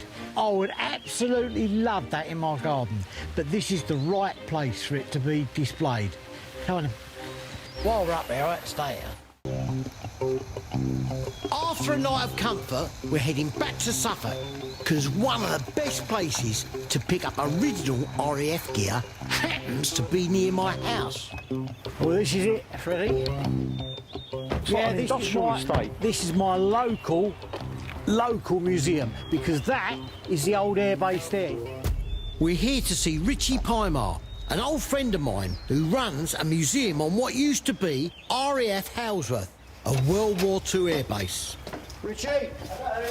Hello, mate. All right. Hello, Morning, Bruce. How are you? morning. Yeah, All right. great. Nice to see you. Listen, this is Freddie. Hello, Freddie. How are you? And you? And you? Now, I believe you're here because you'd like to see some Bomber Command bits and pieces. That's what I'm into. Right. Well, I've got just the thing for you, actually. Richie has things he will sell, but only after depressing you by showing you the things he won't sell. Now, this is something which I believe to be quite rare. Right. And what this is the Goldfish Club badge. Basically, if you ditched in the sea, you could belong to this club. Like membership card then, Yes, yeah? that's right. I've never, ever seen one of these, right? I've heard about them. The Goldfish Club badge was given out by dinghy maker PB Cow to anybody that survived a ditching in the sea. So was this an official badge? It wasn't. They weren't allowed to put it on show. Right. So sometimes they would either put it underneath their pocket, like that. But in this case, in Warrant Officer Walter's case... Oh, look at that. You'll see the badge underneath his lapel. This is really interesting. Really interesting. Listen, I've got to ask, any chance... What? Me buying? Coming to donate? Not a chance, not a chance. Richie surely wouldn't have invited me here if he didn't have some Lancaster bits he is willing to sell. Right, here we are then, boys. Here's the shed. Ah, this is a proper man shed, isn't it? Oh, you got some lovely gems in here. What we've got here is an upward-firing cannon. If I can lift it. Ah, right. And even more interestingly, we've got the magazine. That's a big old mag, isn't it? These were mounted on the mission bits and they actually rotated, so they could rotate the gun in that direction, OK? They would fly underneath the Lancasters and then bang, bang, bang, bang. You got hit with that, you weren't going home, right? In 1943, the Luftwaffe began arming their night fighters with upward-firing 20mm cannons to target the Lancaster's unprotected underside, taking down hundreds of heavy bombers. These things were called shag music or shagger music, or there was a German name for it. Well, I can't say it, but I think it's Strager. Anyway, Strager. Listen, one of these shot you was shagged. So as far as I'm concerned, it's a shagger music, all right? Schrager means slope, referring to the slope barrel. It also means strange. So the Germans called the gun Strange Music. And that hilarious play on words is an example of German humour. How much for these two, Richard? All I want is a decent price which will go as a donation to the museum. I'm prepared to say £500 for the 2 bits. Yeah, OK. Happy with that? Yeah, I am. There you go, mate. There you go. That's a good start. I doubt Andrew Panther will want this, but there are other collectors who will snap it up. Good old Bruce. I'll show you something. There's carsy for you if you get caught short. Right, get that out here, please, thank you. What do you want a toilet for? Listen, an Elson toilet. Well, there's nothing in it. It's a chemical toilet, right? Lancasters had an Elson toilet in, right at the back. Given how terrifying flying a bomber over enemy territory was, I'm sure these chemical toilets saw good use. I mean, you have to consider, some of them raids were 12 hours plus. You don't want to get caught short at 10,000 feet, do you? But you imagine you're flying, you're all over Germany, you've got all your kit on, your leather suit and your heat warming kit and all that, and you give it, all of a sudden you've got to get all that kit off, haven't you, right? Unbelievable. And that'll be when you get attacked. Yeah, you know what I mean? Yeah. Cleaning that up's going to be a bit of a crap job. Yeah, don't worry, mate, you're used to it. How much do you want for that? What would you be willing to offer us for that? They're about $350, OK? Right. I'll give you £500 for it. Yeah? Yeah? Yeah, absolutely, yeah. Done, mate. Thank you very much. It. I'm paying over the odds because these are hard to find and I like to support local museums. And I hope my client, Andrew Panther, will match it. Richie, you've done me proud, mate. We'll have a load up here and hopefully what I'm going to pay you for helps the museum. Yeah, absolutely. So really happy. Yeah, cheers, mate. Thank you.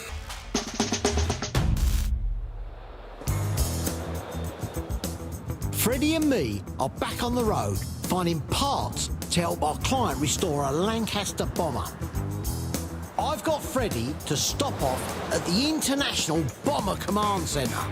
Well, this is it, Freddie. This is the memorial to Bomber Command. So very, very important, this place. More than half of all the RAF's bomber crews in World War II never returned home. Almost 58,000 brave souls who fought and died for our freedom. You look at all the names on all those plaques, it puts into perspective just how many people lost their life.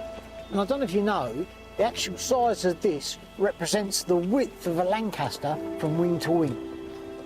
Beautiful memorial. Yeah. I've also arranged to meet Warrant Officer Arthur Atkinson. Good morning, sir. Good morning. Is that right? This is Arthur, yeah? I'm pleased to meet Thank you you too. so much for meeting us here. This is my friend Freddie. Hello, Arthur. It's a pleasure to meet you. Arthur was a Lancaster radio operator and gunner who flew 34 missions, including 2 on D-Day. You're a young man, 19, being shot at. Must have been horrendous. On one occasion, I was sat there quite happily working the radio set, and all of a sudden the inside of the aircraft lit up as bright as day. I thought, what the hell's happening here? So I stuck my head in the Astrodome. I was just in time to see a wing sailing past on the starboard side. There were 2 engines on it, and the propellers were still going round, and it was going... No. A Lanc had just been hit and blown up in front of us. God, and my skipper was pulling back on the stick like mad to miss the burning remains falling down. Right. So for the rest of my tour, you'd think, well, I'm going to die, but there's nothing I can do about it. So a calmness comes over you. I can't imagine going out on a bombing mission in the full expectation that you're not coming home again. Bravery just doesn't cover it.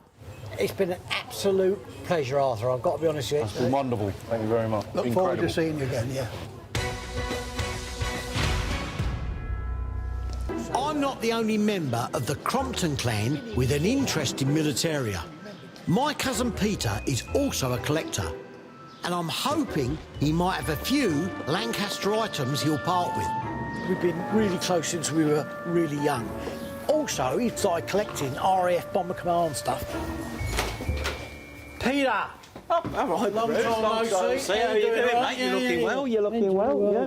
This is Peter, my cousin. Right, Peter, nice to meet you. You're right. See the resemblance. Well, we are close relatives. We go to the same hat shop as well. Yeah, but have you got hair? No, not. Right, can I... During the war, Peter's father, my Uncle Frank, was a radio operator flying in Wellington bombers. Have you got any photographs of him? Yes, someone can be goody bag. There he is. My old Uncle Frank. Good looking, isn't he?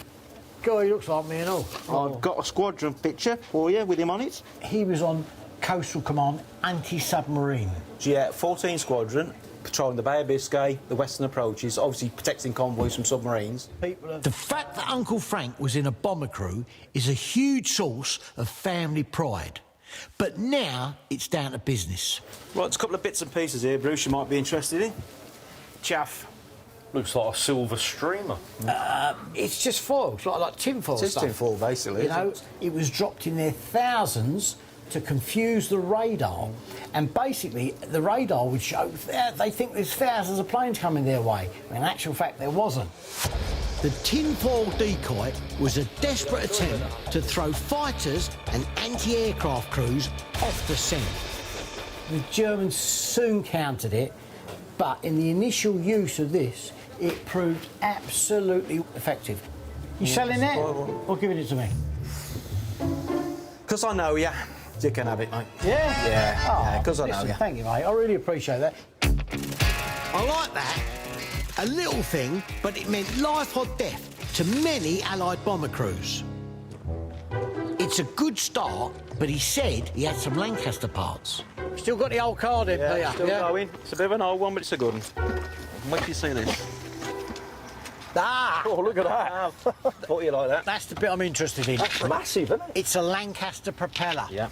Do us a favour, lift that out. Tell you what, you wouldn't want to be lugging these about too Well, often. you got to remember, it's heavy. Now, the story with this was what? It was shot down over Germany by Heinz Schnaffel and Night Fighter Race. See the strike marks on it, caused by round. Heinz Wolfgang Stauffer is said to be the most successful night fighter in aviation history. He brought down 121 Allied planes, many of them Lancasters. On one day alone, he claimed 10 Allied bombers. His kills were marked up on the tail fin of his aircraft. The link with Stauffer makes it all the more interesting, but sadly ups the price. How much is that? To you, £7.50. £7.50? No, £750. You two are cut from the same cloth, aren't you? Oh, that's what I think of that price, I've got to tell you. I was looking at about 300 quid. Come on. No. 600. Still too much, mate. Forget family rates, £5.50 and you got a deal. Got it. £5.50. Well done. That wasn't so hard, was it, eh? Lancaster propellers are not uncommon and often in good nick. Strangely, it's the fact that this one's damaged and why it's damaged that makes it so valuable. But there's also something special from Bomber Command that Peter wants to show me. So this is it, yeah? Yep. Okay. British Incendiary. Yeah. Dropped over Dresden. Right. That is a cap. It was designed specifically to go through the roof tiles. That's it. During the controversial three-day demolition of Dresden in 1945, the Allies dropped thousands of £4 incendiaries on the city. It's hard to imagine devices so small could cause 150-mile-an-hour firestorms. And you think of the force of that hitting a roof, and certainly because these towns were predominantly wooden buildings, phosphorus, bang, absolute destruction. Unfortunately, it caused a firestorm. Towards the end of World War II, the German Reich, like Imperial Japan, refused to surrender, so the Allies hit hard. More than 1,000 Allied bombers dropped 4,000 tons of bombs on Dresden. A shocking attack, but given what the Nazis had done across Europe and their refusal to surrender, the Allied leaders felt it was justified.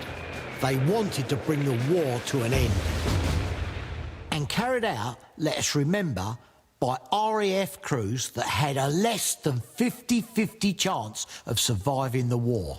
The Germans really believed that Dresden would never be bombed because a relation of Churchill's lived in Dresden. And for years they believed that, because it was not touched. Then in one foul swoop, very near the end of the war, it was destroyed, man. It's an interesting, sinister thing. So how much are you looking at for that? Oh, I don't know, Bruce. I'll give you 50 quid for that. No. Come on. Because it's Bomber Command in Dresden, I'm going to say 75 quid. I can live with that. 75 quid. This relic is a grim reminder of how the war that Hitler started claimed so many innocent lives on both sides. Right, come on, let's go and have a nice drop of ale to seal this up anyway.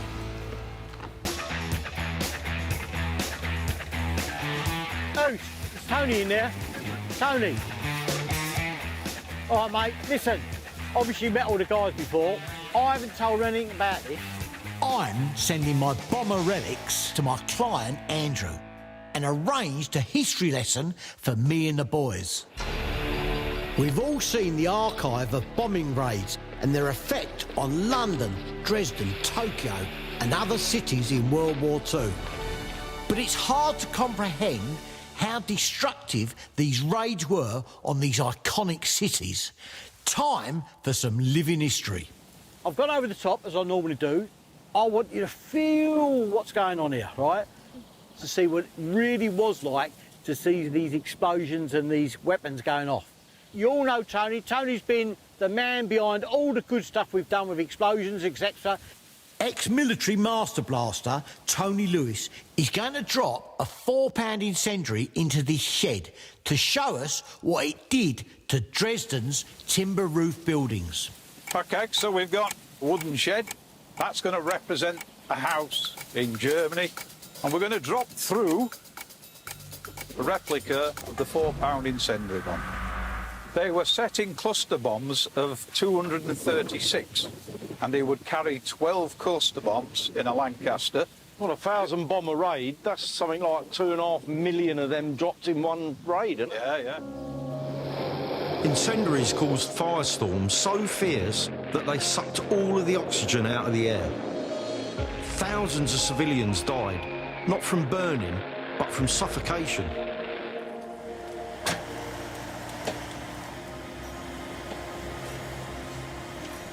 Are we ready? Yep. Stand by. 3, 2, 1. Bloody hell. There wasn't much of a bang, but they're going to fire.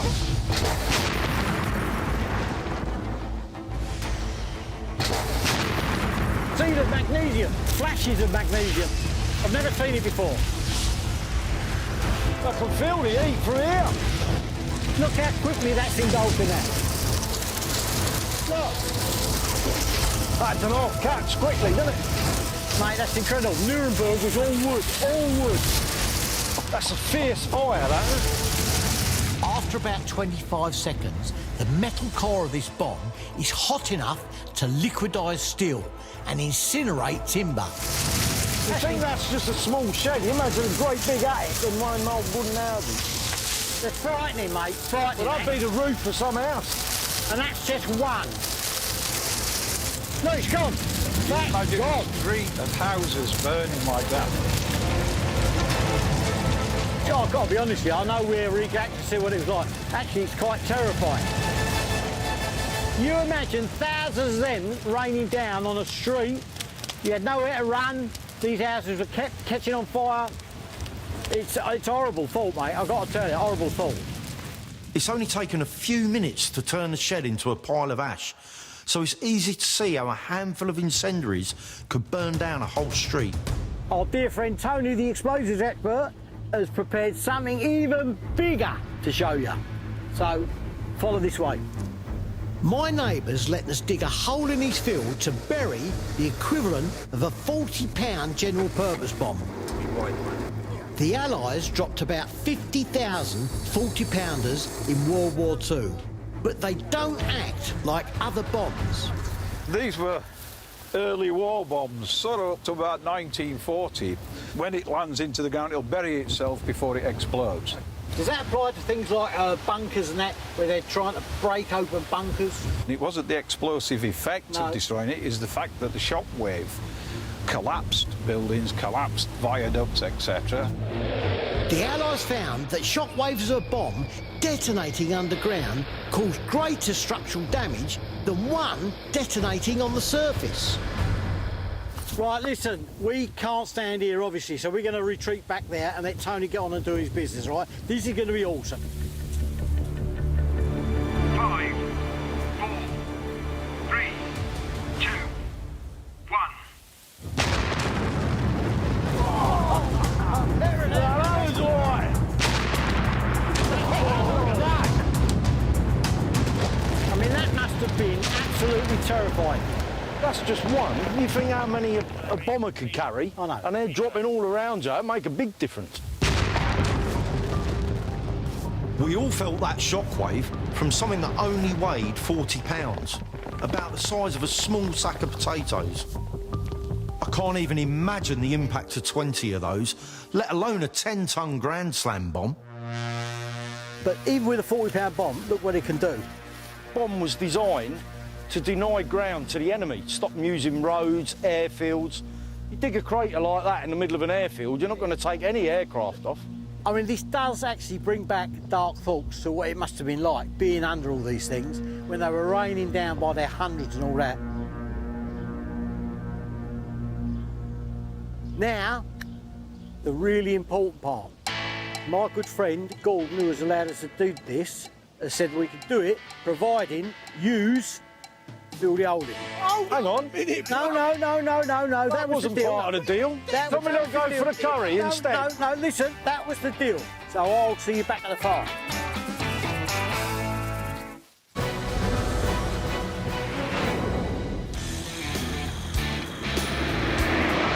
Panther parts are getting extremely hard to find.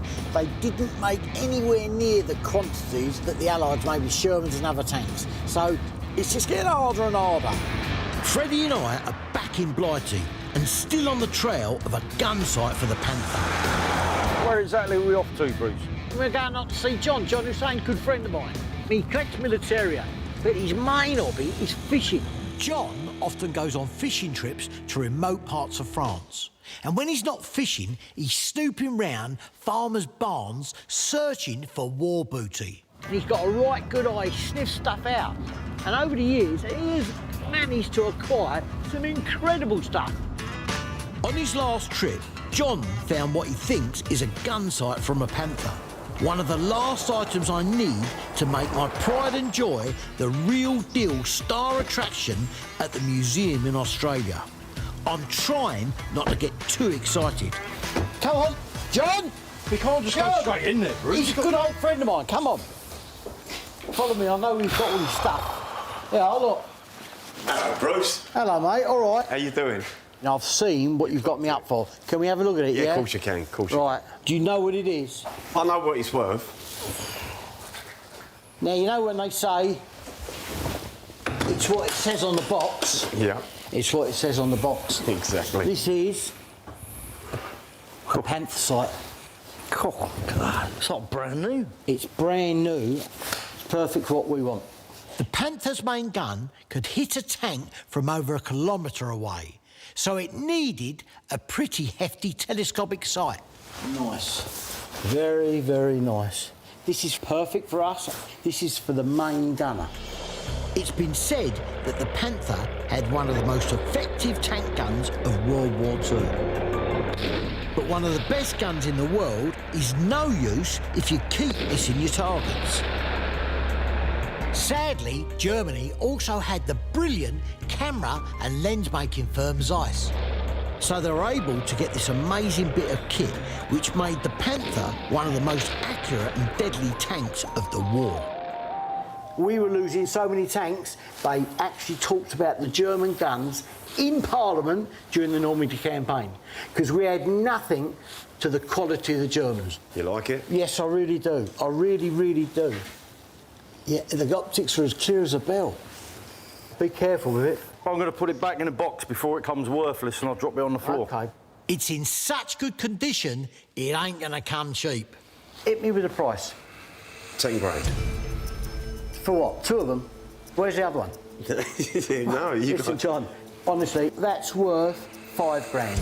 No, that's too cheap, Bruce. I can't be going 10 grand, John, no way. I'll come down to 9 grand. No. Give me 7 grand. 7 grand. Yeah. Done deal. 7 grand, I ain't going to argue. All right, that's Lovely. done. All right, lovely. That hurts, but I ain't got any choice. It's key to making the perfect Panther. So what, Freddie, I'm going to go through this Fire extinguisher. That's nice, but I don't know what vehicle it's from. I know what these are. Air clippers. Yeah, exactly. Do you need a haircut, I Freddie? had them last week. No, let me try them. Let me try them. You notice my highlights? Are they German, by the way? Yeah, they've got markings on. Each unit would have somebody with a set of them. Obviously, you think fleas, they've got to be kept reasonably clean. Really, actually quite a crucial thing, especially if you're living in the close confines of a tank. How much are they? Tenner, Bruce. We'll have them, John. Yeah. Done. Job done. Tenner. We'll make up a little pack, put it in the tank. Nice. Result. These wartime clippers are a lovely little addition to the Panther, a reminder of the crews that lived and sadly died in tanks like this.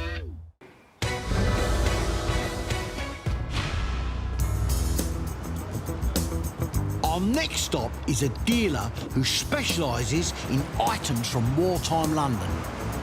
To break the journey up, we stopped off in Plaistow, proper East End, and my family's old stomping ground. Look, it's the Black Lion pub. Wow. Now, this is my granddad's pub. He had it for getting on for 30 years. And my mother was here during the war, all through the Blitz and everything. Some of the stories she told us about are unreal. The London Blitz started on Saturday, the 7th of September, 1940, and became known as Black Saturday. Almost 1,000 Nazi aircraft flew up the Thames and attacked the docks, aiming to destroy vital food supplies and starve us into submission. Wharfs and factories from Woolwich to the Tower burned. My mother remembers seeing the inferno from here and the smell of burnt sugar as the Tate & Lyle sugar factory went up in flames. In the aftermath, families dug the bodies of their loved ones out of the rubble. London was altered forever. Good morning, you open, sir? We certainly are, yeah. Thank you. We'll better have a beer first, don't we? Yeah, that sounds like a good idea.